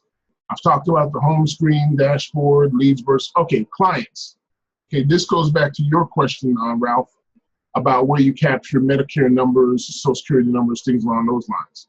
Now, in our environment, when we give you a lead, that lead is portable, you know. So in other words, you know, you're talking to that customer. If you don't follow up with them sufficiently, that lead can be reassigned. Typically what we're looking at is unless you have them status for a follow-up task, if 60 days go by and you don't touch that lead, we're going to reassign it to somebody else. So the point being is, okay, if I talk to that customer and they say, call me back in January, and I create an event, an appointment for January with that customer, then we'll leave it alone. But if you call them today and you left a message, and then 2 months go by and there's no other calls, there's no other activities, we're going to give that lead to somebody else because you're not using it, okay? Now, clients are different, okay? Once you get to the point in the sales process where that customer is giving you their Medicare number or their Social Security number, okay, we want there to be a more unique one-to-one relationship between you and that client, because there's nothing that will kind of shake the credibility and confidence of that customer is if they talk to one agent about their Medicare benefits, they give them their Social Security number and so forth and so on, and then 2 weeks later, some other agent's calling them back and has their Social Security number. Now they're worried. So what we do in that instance is once you get to that point where you have that kind of information on the customer, you're going to want to then convert that lead to a client, okay? So when I'm looking at a lead, there's a button here, convert. Let me go to Daffy Duck. Okay, convert. Now what happens is, now in this instance, there's already a client that exists named Daffy Duck. So when I click on this, there's already 2 other Daffy Ducks in our system that I've been training for a while, okay? But let's say I wanted to create a new record, okay? You don't want to create a sale when you're doing it. You just want to convert it. So you'll notice right now I'm on the lead side. When I click the blue button, now it's saying clients, Daffy Duck. When I click on Daffy Duck's name, it's going to move from leads to clients. Now Daffy Duck is a client. He's no longer a lead. And now there's a Social Security number field. Now when I get down here to current coverage, there's a field for Medicare number, Medicaid number, Part A date, Part B date, the SEP reason. There's a section for all their doctors.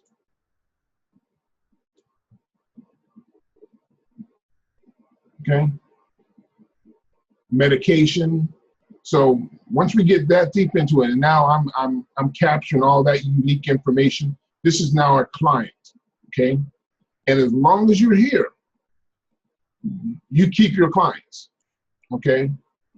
Now, that's a blessing and a curse because we have some agents that get so focused on the lead side of things that they forget to go back to their clients. So I convert this lead over to a client and I don't create a task or anything on that person. So they're just sitting there. There's no way for me to know, okay? That's why I say it's very, very important. Every time you have an interaction with a customer, you should be scheduling a follow-up test. Every interaction should end with the next step being something. Okay, next I'm going to send a note to this person on this day, or next I'm going to have an appointment. I'm going to call them back on this date at this time. And as long as every interaction ends with a task, then you can always find them. It doesn't matter where they are. If they're a lead or client, it doesn't matter. You can always find your task here. You won't lose anybody. That is critical. Okay? I hope that makes sense. All right. Now, on the client side, so now that Daffy Duck is now a client, let's go back to him.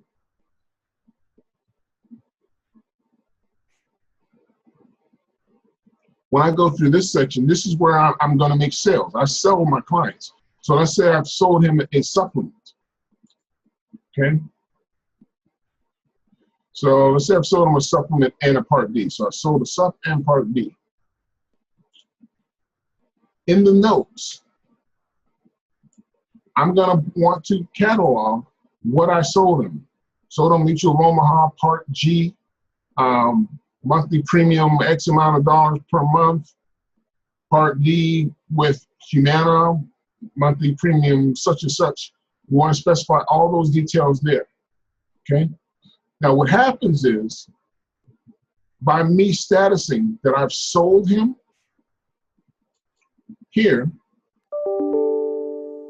behind the scenes, the system is creating a task.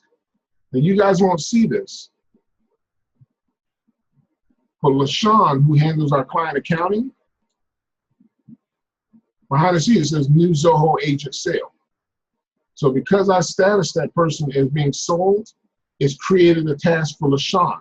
And what LaShawn does is she logs into the carrier portals and she makes sure that the applications are coming through in good order. Okay?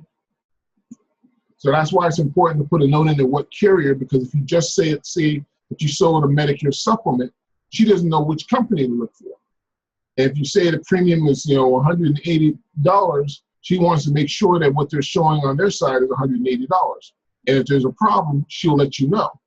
So it allows there to be another set of eyes keeping an eye on your book of business for you to make sure everything comes through the way you're saying it's supposed to. Okay? So if they come back, because a lot of times what will happen is a lot of times the carriers don't call you or anything. So a prime example, I enroll a customer into a Medicare Advantage plan, a dual eligible program. Customer gives me a Medicaid number. Maybe they transpose a number. I put it on the application. The carrier emails me an RFI, a request for information, basically saying, hey, look, the Medicaid number you gave us didn't work. For whatever it is, I missed the email, it goes into my spam. They wait, they don't get a response, they cancel the application. This way, by having LaShawn also in the loop, she'll reach out to you, or she'll reach out to your upline and say, hey, wait a minute, this customer such and such, they need a Medicaid number. Your agent needs to contact that customer and get us the Medicaid number. Okay? So it helps you by having another set of eyes out there looking, keep an eye on things for you. Okay? But you have to let her know what to look for. Okay? Getting back into it here. Okay, so I went through the links already as far as the lookups. Okay, once you're in the Zoho, I encourage you to play around with that. Documents are also important. I talk about this in the call center meetings on Fridays. Okay, so as an example, in Zoho, there's a section here called Documents. This is like our share folder. So when you go in the agent documents, there's different folders here. So let's say you want information that's been shared by the carrier. So you can go to the carrier documents folder, and the different carriers are listed. And hey, okay, you know what? There was a presentation by Mutual of Omaha recently. Where is that? And here's an overview that was done, was it 2 days ago by Mutual of Omaha. Cigna Dental did a presentation. That presentation's here. And there's other links here for all the different carriers. So if you're looking for something that was talked about in a meeting, you can come to the share folder here. And if it's carrier specific, you'll find it in that folder. Okay. And there's a ton of other tools that are in here. Bootcamp, sample letters.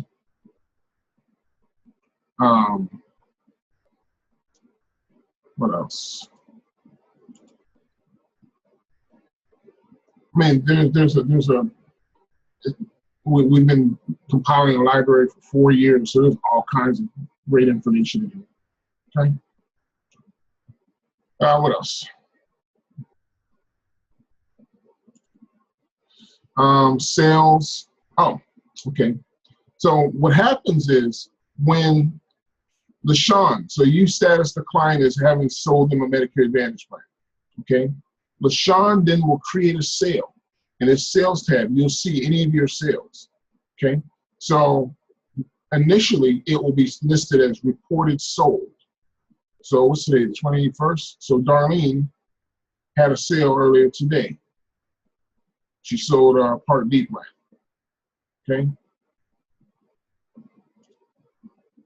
All the details that we have on that sale are going to be in here.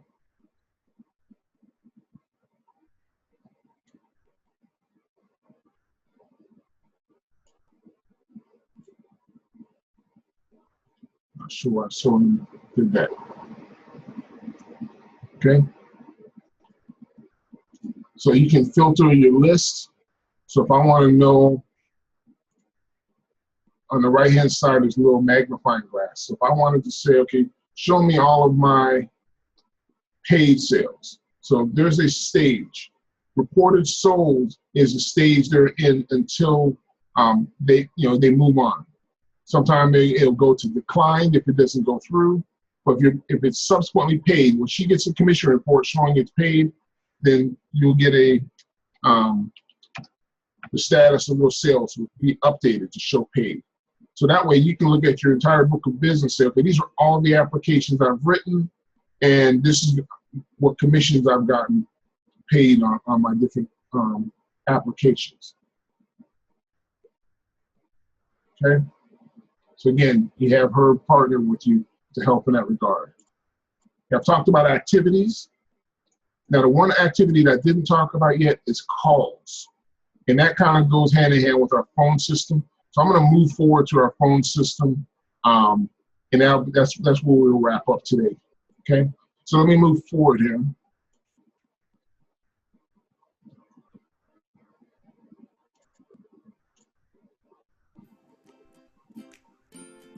With Cloud Call, users can make and receive inbound and outbound calls. All right. So this video is going to give you a broad overview of what our phone system, what Soneti is. And then I'm going to walk through some specifics on how you use it. Okay? With Cloud Call, users can make and receive inbound and outbound calls and replay phone conversations directly from their CRM. Cloud Call is any CRM user's dream. Users can take full advantage of key features, including click-to-call, call recording, screen pop, PCI recording, conference calling, and much more. Outbound calls can be made through the click of a button from various areas of your CRM, including accounts, contacts, leads, companies, and opportunities. Incoming calls are displayed as a pop-up, making it easy to see who your call is from. How can Cloud Call benefit your business?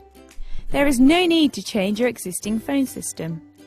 You will see immediate ROI with access to our low-cost call rates. Cloud Call calls can be categorized, and with real-time analytics you can monitor the type and number of calls your users are making and receiving.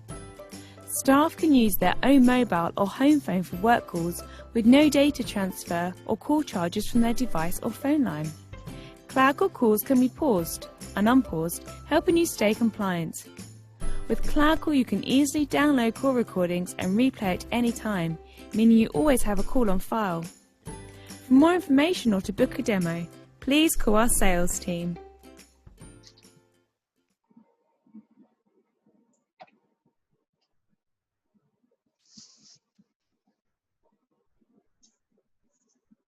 Okay. So what is Soneti? Again, Soneti is our phone system. It's our voice over internet protocol phone system. There's a number of components that come with it. There's Chrome add-on, which is used with the Google Chrome browser, which is an add-on that allows you any phone numbers on the page in your browser become clickable and allow you to dial those numbers without having to actually key in the numbers. Okay? Now, You can receive your phone calls in one of two ways. You can use a soft phone, which I'll demonstrate in a moment, which is basically software that's installed on your computer that becomes a phone on your computer, a soft phone. Or you can order a physical desktop phone and you can receive phone calls on your desktop. You can only use one or the other, okay? You can only use one. You can't have both, okay?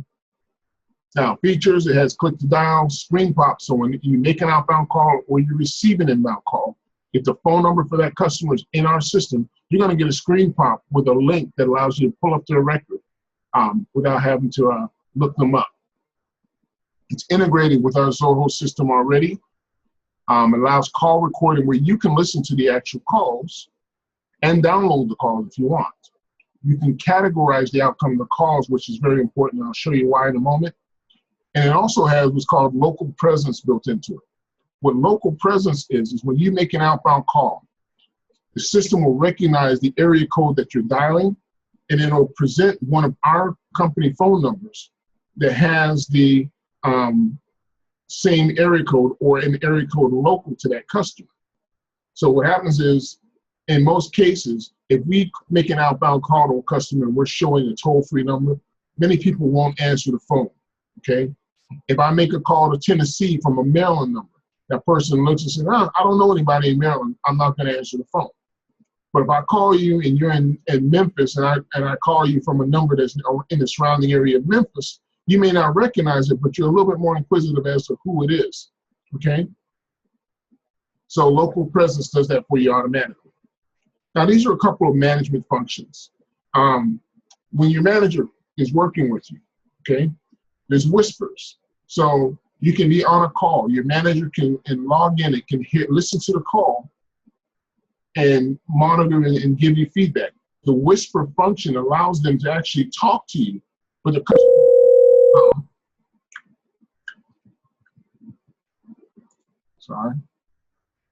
allows them to talk to you, but the customer can't hear you. Also, when we have inbound calls coming into one of our campaigns, so if we do a mail drop in Tennessee, when the call comes in, you'll hear a whisper in your ear saying Tennessee, mail drop. So you know before you answer the phone where the call is coming from, okay? So those are just a couple of the features that are built in. That was actually my phone ringing because somebody was calling me on my line. So let me first show you how the phone system works. Let me end this call.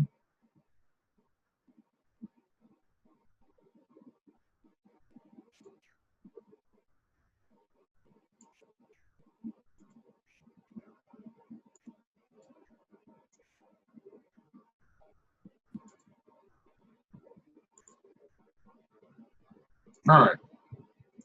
So I talked about, let me bring up Chrome.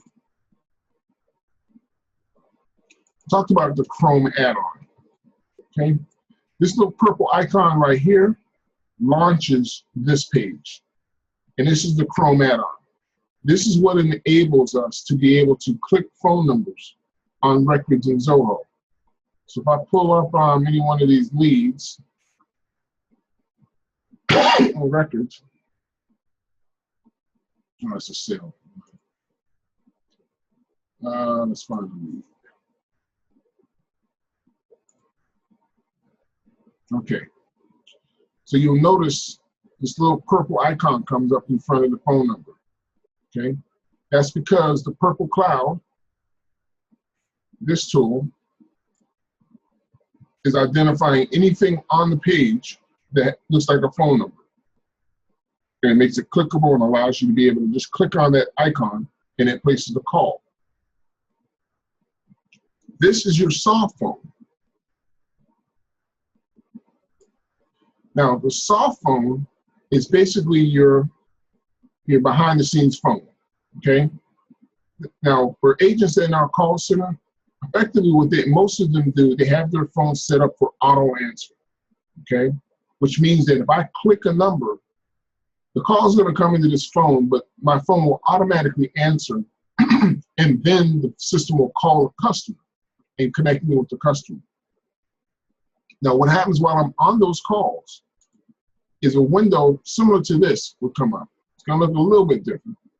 But what it's going to do is it's going to actually allow me to listen to those recorded calls. Now, in this instance, this is a call that just came into me a moment ago, and it went to voicemail, so I can listen to the voice message. It's not recorded twice. If I go back to my call history, I can find another call as an example. And like this is a call I had with Mrs. Holland earlier. Okay, so the call is 11 minutes long. Of course, I'm not going to play it, but I can play the call or I can download the call right from the Purple Cloud. Okay. Now, when I talk to an individual, those calls are also associated. So when I talk to a customer, let me find someone. All close.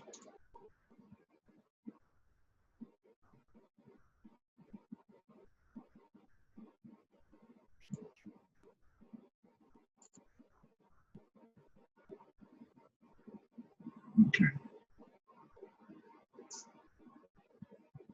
Just want to find a call for a decent duration here.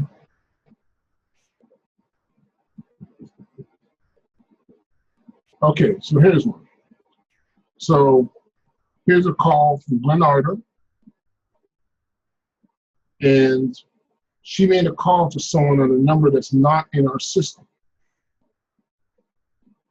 And what happens in those instances, if I place a call to someone and that phone number is not in our system, because the system can't recognize who that customer is, it automatically adds that call to Mickey Mouse, okay?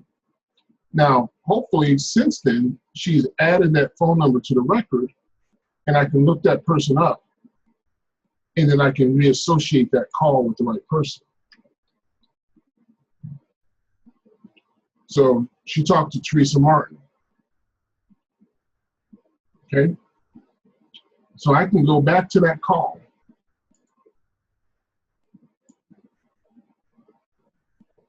and I can associate it with the right person.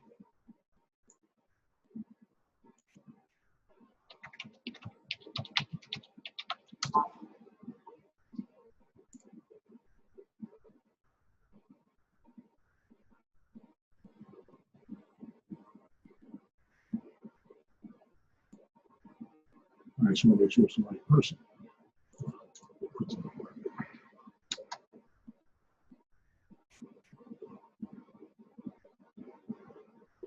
Oh, mailing. I looked up the wrong name. Okay. So now this call is associated with the right customer. Now at the bottom here, the call recording, so I can play the call or I can download it. Okay. So she put a description in, what happened on the call. It's 5-minute long call, and information is there. So any of you can listen to your own phone calls right through Zoho. Now, some other important things. Remember I was talking earlier about talk time, the amount of time the average agent spends on the phone? Part of the challenge right now is that folks just don't spend as much time on the phone as they should. Now these guys, like in the green, the blue, and the orange, they're close to where they need to be. Sam is definitely there. But look how many other folks haven't really been on the phone. I mean, 48 minutes, 51 minutes. That's just not enough time. This is counting how many phone calls. This is inbound calls and outbound calls. So he made 2 outbound calls. I'm sorry, he received 2 inbound calls. He made 36 outbound calls. So those 36 outbound calls with this shorter talk time, that means that those folks weren't answering the phone. Okay? So he should have been able to make a lot more phone calls if nobody was answering. Okay? But the key is in our world, when you talk to a customer, we have so much to go over with them. When you're making contact, you're not going to have a lot of phone calls. Like here's Sam, she had a total of 15 calls. And she spent 4 hours on the phone.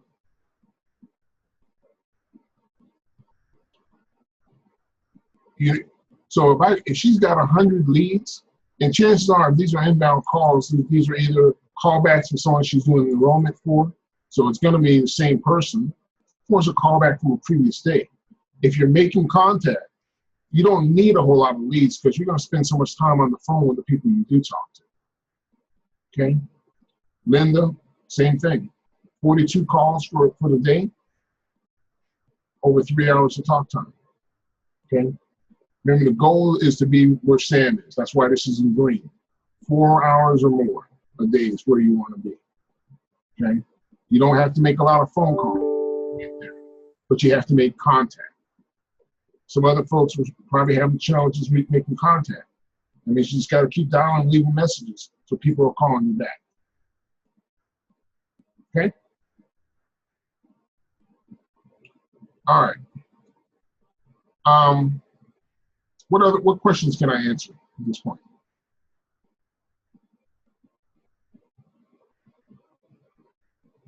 I think there was a question. I'll take it in 1 second.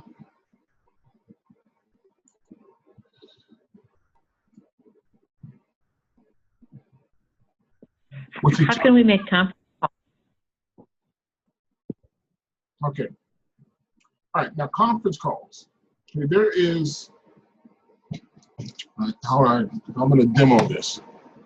So let me bring up the Chrome add. Let me explain what these different components are. This is your directory of leads and customers. So when you click on this icon, it's looking for contacts. So if you wanted to call a customer that's in your book of business, so let's say I wanted to call, well, in my world, because I'm a manager, I can also look up agents. So let's say I wanted to call Fitzpatrick.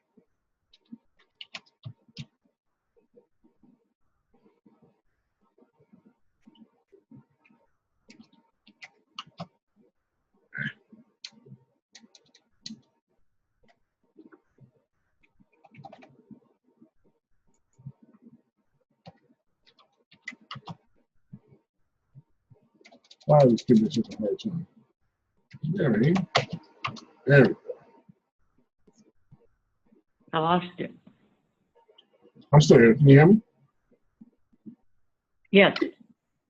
All right. So let's see here. So I'm just going to put in my.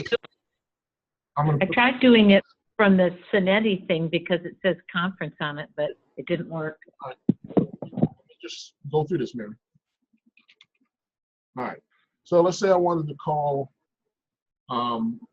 myself on my cell phone. Okay. So I'm going to bring up my cell phone, and I'm talking to you guys through my computer. So it's going to be interesting to see audibly what happens here. But let's see what happens. So first thing it's doing is it's calling my cell phone.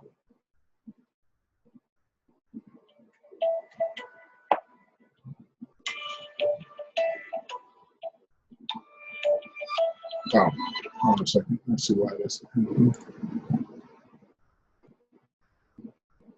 Let's do this again.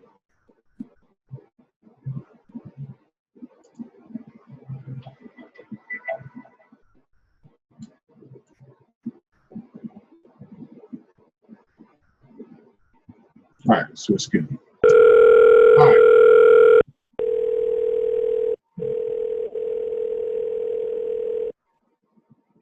Okay. All right, so now it's come through on my cell phone. Okay. Now I want to do a conference call. So there's an icon right here. It says conference call. I click on that. Okay. Now if I wanted to add another participant, I click here, and I can, if I know the number, I can just type the number in. But if I wanted to conference in, let's say, another agent, then I would go here to the staff directory, and then all the agents in the call center are listed. And if I wanted to conference any of these folks in, I'll just click this button next to their name. Okay. If I want to conference in someone outside of our network, then all I do is just type in the phone number I want to conference in. So let's say I want to use my other office phone number here. Okay. Now I click this button, conference.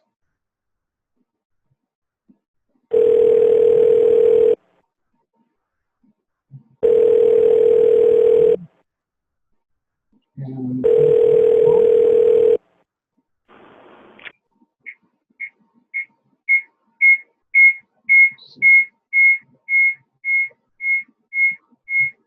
okay. So now, gosh, 1 second. Got too many phones going on here.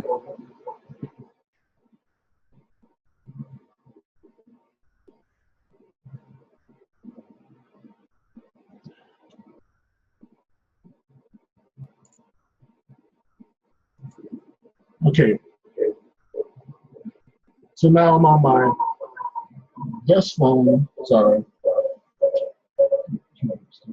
All right. So now I'm on my desk phone, my cell phone, and my soft phone at the same time. So if I wanted to mute anyone, like I muted these other 2 lines, I can control each person individually right from here.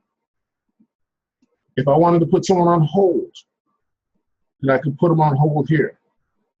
If I wanted to hang up and remove them from the call, I could just click this button here to hang up on. So this phone is really just behind the scenes. Wherever possible, you want to use the purple cloud because it gives you much more comprehensive control over the calls. Okay? So if I wanted to drop off this phone, I just click here and I just hung up on that person, but I'm still on my cell phone and my other phone. If I want to end the call for everyone, I click end all, and now the call is over with. And it's hung up on everybody. Okay? Now, there's a tutorial.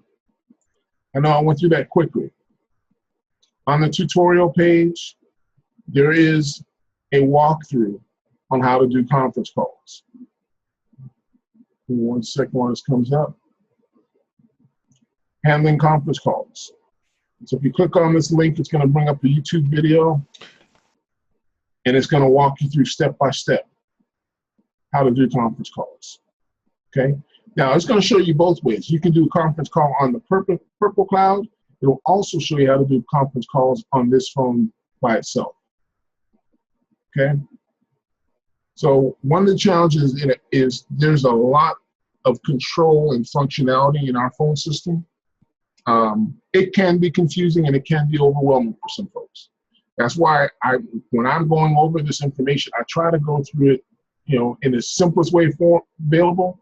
And what I would focus on is learning how to do conference calls through here, placing calls through here, and doing your conference calls through here. You start making calls through here and doing anything through this, now you're off in a whole nother world. And now there's additional functionality that you need to understand. If you do as much of it as you can through here, that eliminates a lot of the variables. This almost could be behind the scenes and you don't even look at it. Okay? Because you can end calls, you can answer calls, you can do all those things right through the purple cloud. Okay?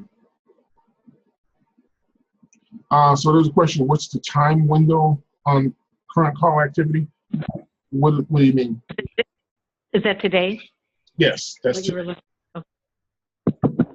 Right. Now I lost my purple cloud thing. All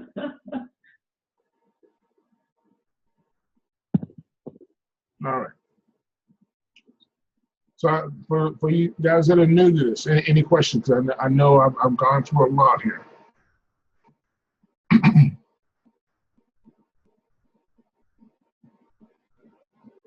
Anyone?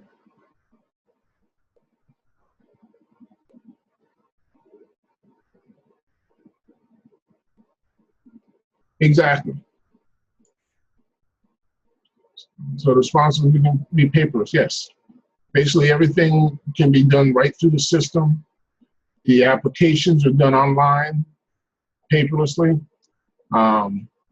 notes, documentation, everything can be done right through the system.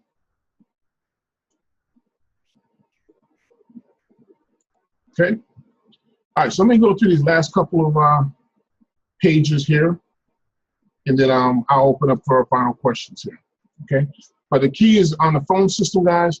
I don't expect that you're going to be experts on the phone system from that quick tutorial I just did. Okay. What I want to do is expose you to it. When Max sets each of you up, he's going to basically walk you through the basic functions, but also the tutorial is here, pre-recorded session that you can basically always refer back to. Hey, how do I place a call? How do I do a conference call? If I'm on an IVR, how do I press the buttons? Okay. How do I use my voicemail?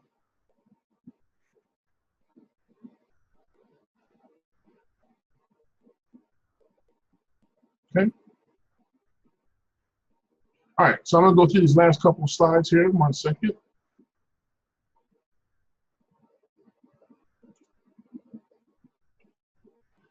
Okay, I've already gone through these demos. Voicemail, all these are recorded already. I've already done the click to call. So screen pop. Okay, let me show how the screen pop works real quick. Okay, so let's say I call back. So I'm gonna call myself from my desk phone.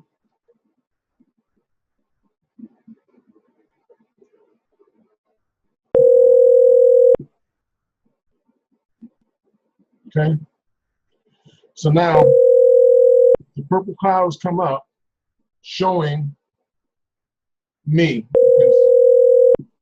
That's my number, okay? It's my desk phone. Now this number is not associated with my record in Zoho.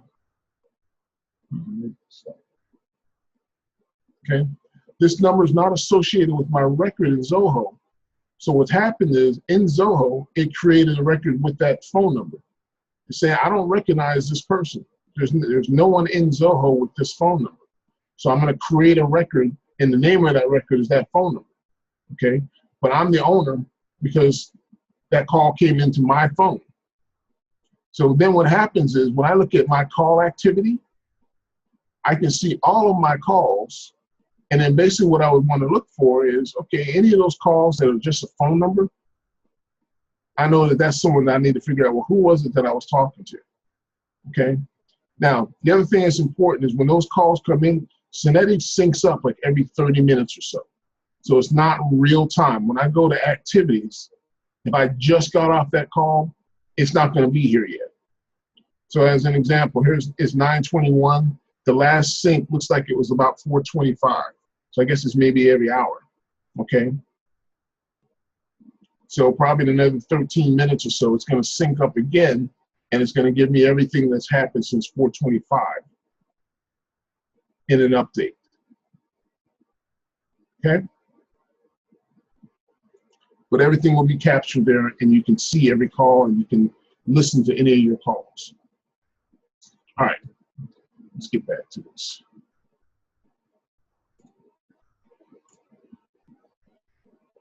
All right, last couple of slides here, guys. Appreciate your patience. All right, let's talk about the life of a lead. Thing that's important here that I want to make sure everyone understands, and I've already kind of made this point, the magic factor in your sales experience here is going to be contact, okay? You got to make, these are all viable leads. These are all customers that have mailed something in, and one way, shape, or form, because we're not advertising a product, we're advertising education. So, okay, maybe they don't need a supplement, but they probably need a hospital indemnity or final expense or something else. The key is building rapport with them, educating them, uncovering needs, and then providing solutions, okay? But the first thing before you can do any of those things is contact. And in many cases, the only way you can overcome a low contact rate is with sheer force of numbers, okay? You've got to make phone calls. So if I give an agent 100 leads, you might have to make 300, 400, 500 phone calls before you talk to all of those people, because not all of them are going to pick up just the first time you call them, okay? Now, You don't have to call the same people every single day, but it's going to take time to make contact. So we want you to go through, we give you leads, you call them. Okay, if everyone that you called has been called for, I mean, every lead that we give you has been called for the day, and nothing else is on the list to be called today, we'll give you more people to call. Okay, but just know that you're going to have to cycle back through those folks that you called the first time. I give you 100 leads, you call through all 100 people. Now, the key is, if I call you in the morning and you don't answer, then I want to call you again in the afternoon, okay? Because maybe the mornings aren't good. And what's going to happen is that person sees your number keep popping up on their caller ID. Sooner or later, they're going to answer the phone. That's the opportunity. You can't close somebody you can't talk to. You got to get them on the phone first. That's the biggest challenge, okay? But once you make contact, okay, you're going to talk to people 38 out of 100. 76% of the people you talk to are probably either going to not be interested or eligible. Okay? That's the rules and numbers, okay? But 12 out of 100, okay, 12 out of 50, 24 out of 100 are going to want to buy something. They're going to be willing to buy something, okay? That's just coming from the lead. Then there's the follow-up sales that come from it, the spouses, the referrals, okay? There's 5 more sales in there. So that's 17 sales out of the 50 that I talked to. The other 50 I haven't talked to, the ratio is still the same. I just have to keep calling them until I get them on the phone. So out of 100 leads, that's 34 sales. It's just a matter of me getting those people on the phone. 34 sales at an average commission of $100 a piece. I'm sorry, $300 a piece. That's over $10,000 in commissions that's available to you. And it doesn't cost you anything for the leads. We give them to you for free. The hard work is you calling and making contact with those folks and getting them on the phone, okay? And we've got plenty of people to talk to. It's just a matter we need agents that are willing to do the work to get them on the phone. All right? So the key here is success equals 2 parts activity, 1 part skill. Some of our best agents know one thing. I've talked about this before. I think Stuart Harris was the top guy in our virtual call center. He didn't sell anything but Medicare Advantage. No final expense, no hospital indemnity, no supplements, just Medicare Advantage. But he worked the heck out of the phones. I think he did over 100 sales last AEP. This guy had probably close to what?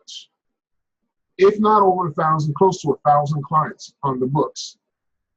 So January comes around, you're looking at over $200,000 renewal check. We haven't talked to Stuart in a while. Hopefully he's coming back soon. The other thing, 2 lead sources, okay? We're gonna assign these to you, but there's also inbound calls, okay? New agents start with 100 follow-up leads, and new leads are assigned based upon activity and results, okay? If you're making contacts, if you're on the phone and you're calling all the leads, we will make sure you have more than enough people to talk to, okay? If you're making sales, we're gonna make sure you have more than enough people to talk to. But the majority of your activity is gonna be outbound calls. That's the nature of the beast, okay? Now, unless you're doing your own advertising, some agents will do their own advertising. They'll put up, flyers and, things along those lines to generate inbound calls. Some guys go out and do seminars. You're able to do those things too. And the key to success, productive activity. Call every lead until contact is made. Document every contact, schedule follow-ups with your contacts, document every contact. Again, it's very important. If you can't get someone on the phone, look them up, make sure you have the right phone number. And another option is send mail to leads that you can't reach. Send them a postcard, send them a refresh letter. Hey man, here's a copy of the cards you mailed us. I'm trying to get a hold of you and you're not answering the phone, okay? Ask for referrals and get an answer, yes, no, and why, okay? That's really what our job is that there's 100 people to mail cards in. Tell them what we offer, tell them why they need what we offer, and get them to say yes or no, okay? Our lead is not just a piece of paper. It's a person. It's not a BRC, it's not an old lead, it's not an AEP lead. It's a person on the other end of that who needs help. We lose sight of that, I want to make sure you guys understand the importance there. Okay? So what to expect? You're in control of your own destiny. You don't have a boss. You're your own boss. Okay, the phones aren't going to be ringing off the hook. Most of your activity, again, is going to be outbound calls. Okay, our successful agents are on the phone for 20 hours or more a week. Okay, ironic, and it's no accident. You know, I talked about our most productive agents. Last month, our top agent in the call center was Sam Aiello. Okay, today, I just said random. All right, who's our most productive person on the phone? Sam Aiello. She's on the phone. She's talking to people. Okay? If you want to be successful, you got to be on the phone. It's a call center. Okay? All right. Now, you're not alone. I talked about our interactive chat. You know, we have folks, you know, chatting, joking, whatever, all day long. Ongoing training Wednesday and Saturday mornings at 9 a.m. Eastern time. I host a session every week. Okay, we have a team meeting every Friday at 9 a.m. You have your manager, and I'm also available. If you have questions, you can email me, text me, chat. Okay. There will be an adjustment period. You have to get your phone set up. You have to get comfortable with the phone. You've got to learn Zoho. You've got to learn the different markets you're selling in. So please be patient. Be patient with us. Be patient with yourself. You'll get there. It's not going to happen overnight. Okay. Okay, compliant call, I'm not going to do that today. I was going to give an example. I was going to play a call, but we're already almost an hour and a half over. But what I want to do is show you how to get to the call, all right? On globalpremierbenefits.com,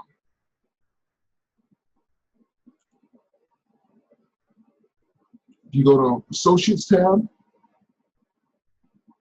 Agent Training, Virtual Call Center, you'll see Sample Medicare Call.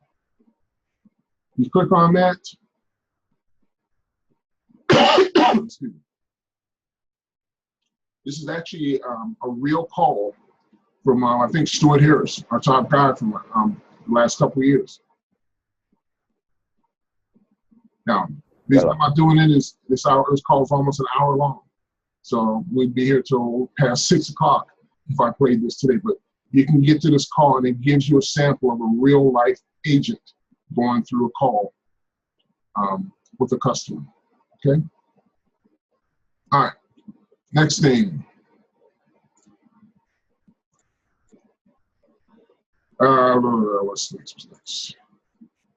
Phone etiquette. Okay, I talked about this before, about the professionalism. There's a couple things that you have to do, all right? First of all, when you're answering the phone, okay, you want to answer professionally. Thank you for calling the Senior Processing Center. This is John speaking. How may I help you? Okay, it's not hello, hey, how's it going? You know, it's a business. You want to answer the phone correctly. Okay. Also, you have to give this disclaimer. All calls are recorded. You've got to train yourself to say this on every call, whether it's inbound or outbound. Every call is recorded, and they have to know that. Okay. Smile. It really does make a difference. Okay. If you're down in the dumps and gloomy, it's going to come through. Okay. If you smile, people can hear that through the phone. It's important. It makes a difference. Okay. People don't want to know what you can't do. They want to know what you can do. Focus on the positive. Okay. You know, you want to try to find a way to take the words "I can't" out of your vocabulary when you're talking to these customers. Because you have to remember, in this environment, the only thing you have is your voice. It's not like when you're in the field and you have a book in front of you and you're sitting there in front of that person and you can react to the body language. All you have is your voice. So you want to be positive, you want to be upbeat, and you want to emphasize the positive in terms of this is what I can do. Okay? I'm talking to a customer and they say, hey, look, you know, I really want this plan, or I want this life insurance plan, or I want this, or whatever the case would be, and they're not eligible for it. Okay? You want to emphasize what you can do. You know, doesn't look like I'll be able to do that. However, I can do this. Always offer what you can do. Okay? Nothing is a problem. You're a pro. Okay? And the key is when you're talking to someone and they come across, they mention that there's challenges to you, you know, some type of challenge and you're not familiar with it, What you want to do is say, you know, that's a great point. That's a great question. Okay. Let me make a note of that, and I'll come back to that. I want to do a little research. I want to make sure I have everything that I need to know. Okay. Because what happens sometimes is that folks, how do I explain this? Folks will get caught up in one thing and forget about everything else. You're talking to a customer and they say, I have kidney disease. And you spend an hour talking about kidney disease and you forget to get back on path and find out who the doctors are, what your costs are, what are their other needs. Do you have dental? Do you have life insurance? All the other things that you need to talk about, because you get caught up in that one thing. Okay? What you want to do is you want to make a note of it. Say, you know what, that's very important. I agree. Let me make a note of that. We get some other information. That way, if there's some other things you also need to know, I can make a list of everything. And if I don't have an answer to everything that you need to know right now, I can get back to you. The beauty of that is you're going to want to do research, and you're going to want to have a strategy in terms of how you approach that customer. You have to be really, really good and really, really experienced to be able to do all of this in one call. And I know there's a lot of agents that really push themselves to be one-call closers, but the challenge you run into is you sometimes miss opportunities by focusing on trying to close everything in that one call. If you dangle enough carrots and you present the scenario in a way that is enticing to that customer, they're going to be more inclined to want to talk to you, which means translates into them answering the phone or calling you back in the future. So if I'm taking a positive approach from them and say, hey, you know what? That's a great question, and I think I have a solution for it, but I want to make sure I have the right answer. Let me get all the information from you. I'll do some research, and then what we can do is, how about, you know, it's 5:30 right now. 6:30 a good time for you? Let me do my research, and I think I have the answer for you then. Okay? Now they have a reason to answer the phone. But if you say, oh, no, I can't help you with that, let's talk about something else. Well, you've already told them no, and if that's the most important thing to them, now, you know, everything else is secondary.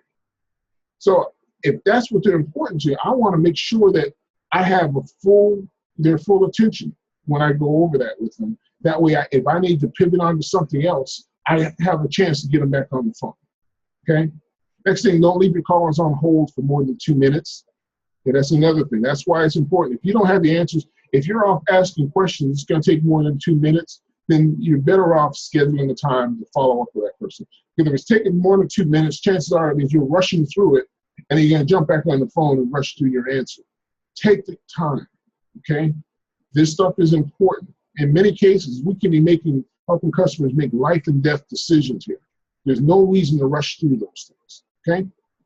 All MA sales must occur on an inbound call. Medicare Advantage, okay? It doesn't matter how many times you've talked to this customer before. When you enroll them into a Medicare Advantage plan, they have to call you, okay? So I have a customer. He calls, you know, I talk to him. He says he's interested. He calls me back, but he needs to think about it. He calls me back. I'm not available. He leaves a message for me. I call him back and say, hey, I got your message. Are you ready to enroll? He says, yes. Okay. I still have to have him call me back, and I enroll him on the inbound call. Okay? All right. And then the last thing, every interaction should end with a discussion around the next contact. There should always be something next. Even when you're selling someone a product, I sell someone a Medicare Advantage plan. Well, I want to follow up with that person again to make sure that they got their enrollment packet, they've scheduled a doctor's appointment. I want to have the opportunity to make sure that if there's any problems, they have an opportunity to talk to me before they go to their neighbors or somebody else. I told you you shouldn't have done that, you know. And now someone else has an opportunity to talk them out of it. Okay, you want them to talk to you. All right. Next, closing out a sale. I talked about that already. Some things, again, I just want to emphasize when you're putting your notes in after sale, you want to make sure you're capturing what carrier you sold, what plan you sold, the coverage, the premium mode, and the premium. If there's a special election, you want to capture that. When the plan goes effective, that's important, okay? And attachments where applicable. Last couple minutes. Things you should know. I think Ralph asked a question along these lines, okay? You must disclose that calls are being recorded. I've already mentioned that. Medicare Advantage, inbound calls, toll-free number, okay? Now, here's something else that's very important. I have some agents that say, okay, you know what? This toll-free number goes to our sales floor. And if that customer does not put your extension in, the call will roll to the next available agent. And then that agent has to transfer the call to you. Now, there's a way around that. Okay, if you want to have a toll-free number that only rings to you, you can get your own toll-free number and have it directed to your local number with us. Okay, if that's something you're interested in doing, let me know. And I'll be happy to help you set that up as well. Some agents have employed that. That way, they give a toll-free number to their customer. They know if that customer calls that number, the only person that's going to get that call is them. They don't have to worry about anyone else hanging up on the customer backs, or whatever the case may be. So, if that's something you're interested in, let me know. But the toll-free number, if you give someone the toll-free number, make sure you give the client your extension. Now, the extensions are important. The key is this. When they're putting in the extension, they have to dial 1 first, and then your 4-digit extension. So my extension is 1145. I would tell the, and there's a prompter that's going to tell them this anyhow. It's going to tell them, okay, you're part of the extension, please enter 1, and then the 4-digit extension. But you want to make sure you're telling them the same thing as well, okay? On our marketing, okay? Got to emphasize this again. If you're talking to someone about a Medicare changes lead, you've got to talk about the changes in Medicare. You're talking about LIS and aid and attendance, whatever the case may be, whatever the lead source is, you've got to talk about the subject on the lead source. This goes back to the question that was asked a while ago about how long we have to call that person. As long as we're having conversations with them about the original subject that they asked about, that they should, in effect, subscribe to, we can keep talking to that person, okay? Because those benefits are changing, and they've opted in for updates on changes in that category. But you have to talk about it at some point, okay? So make sure that's a part of your repertoire. All right. So guys, I've talked for the Lord over 4 hours now. Are there any questions that I can answer? Now, I know we're down to the last few. We're about a third of where we started in terms of people, the few and the brave. But what questions are there? Absolutely. So the question is, can we get a copy of the actual presentation? So you mean the actual video that from this session, or the PowerPoint?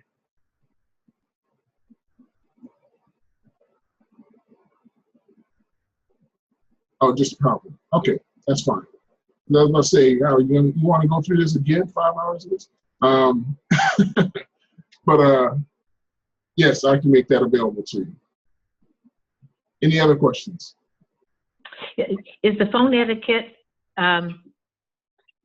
anywhere on the Global Premier site? I'm not sure if phone etiquette. I know there is.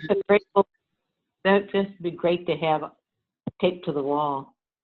I couldn't find it. There is things you should know.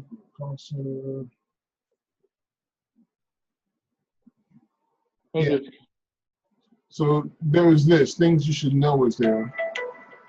But so no, specifically answering your question, I don't have that other. I'll find a way to add that to it. Okay, thanks so much, John. No problem, no problem. All right, well guys, I have to dash. As I mentioned, I have an appointment in 27 minutes that I need to get to. So thank you for joining me today, and I'll talk to you all soon. Have a great one.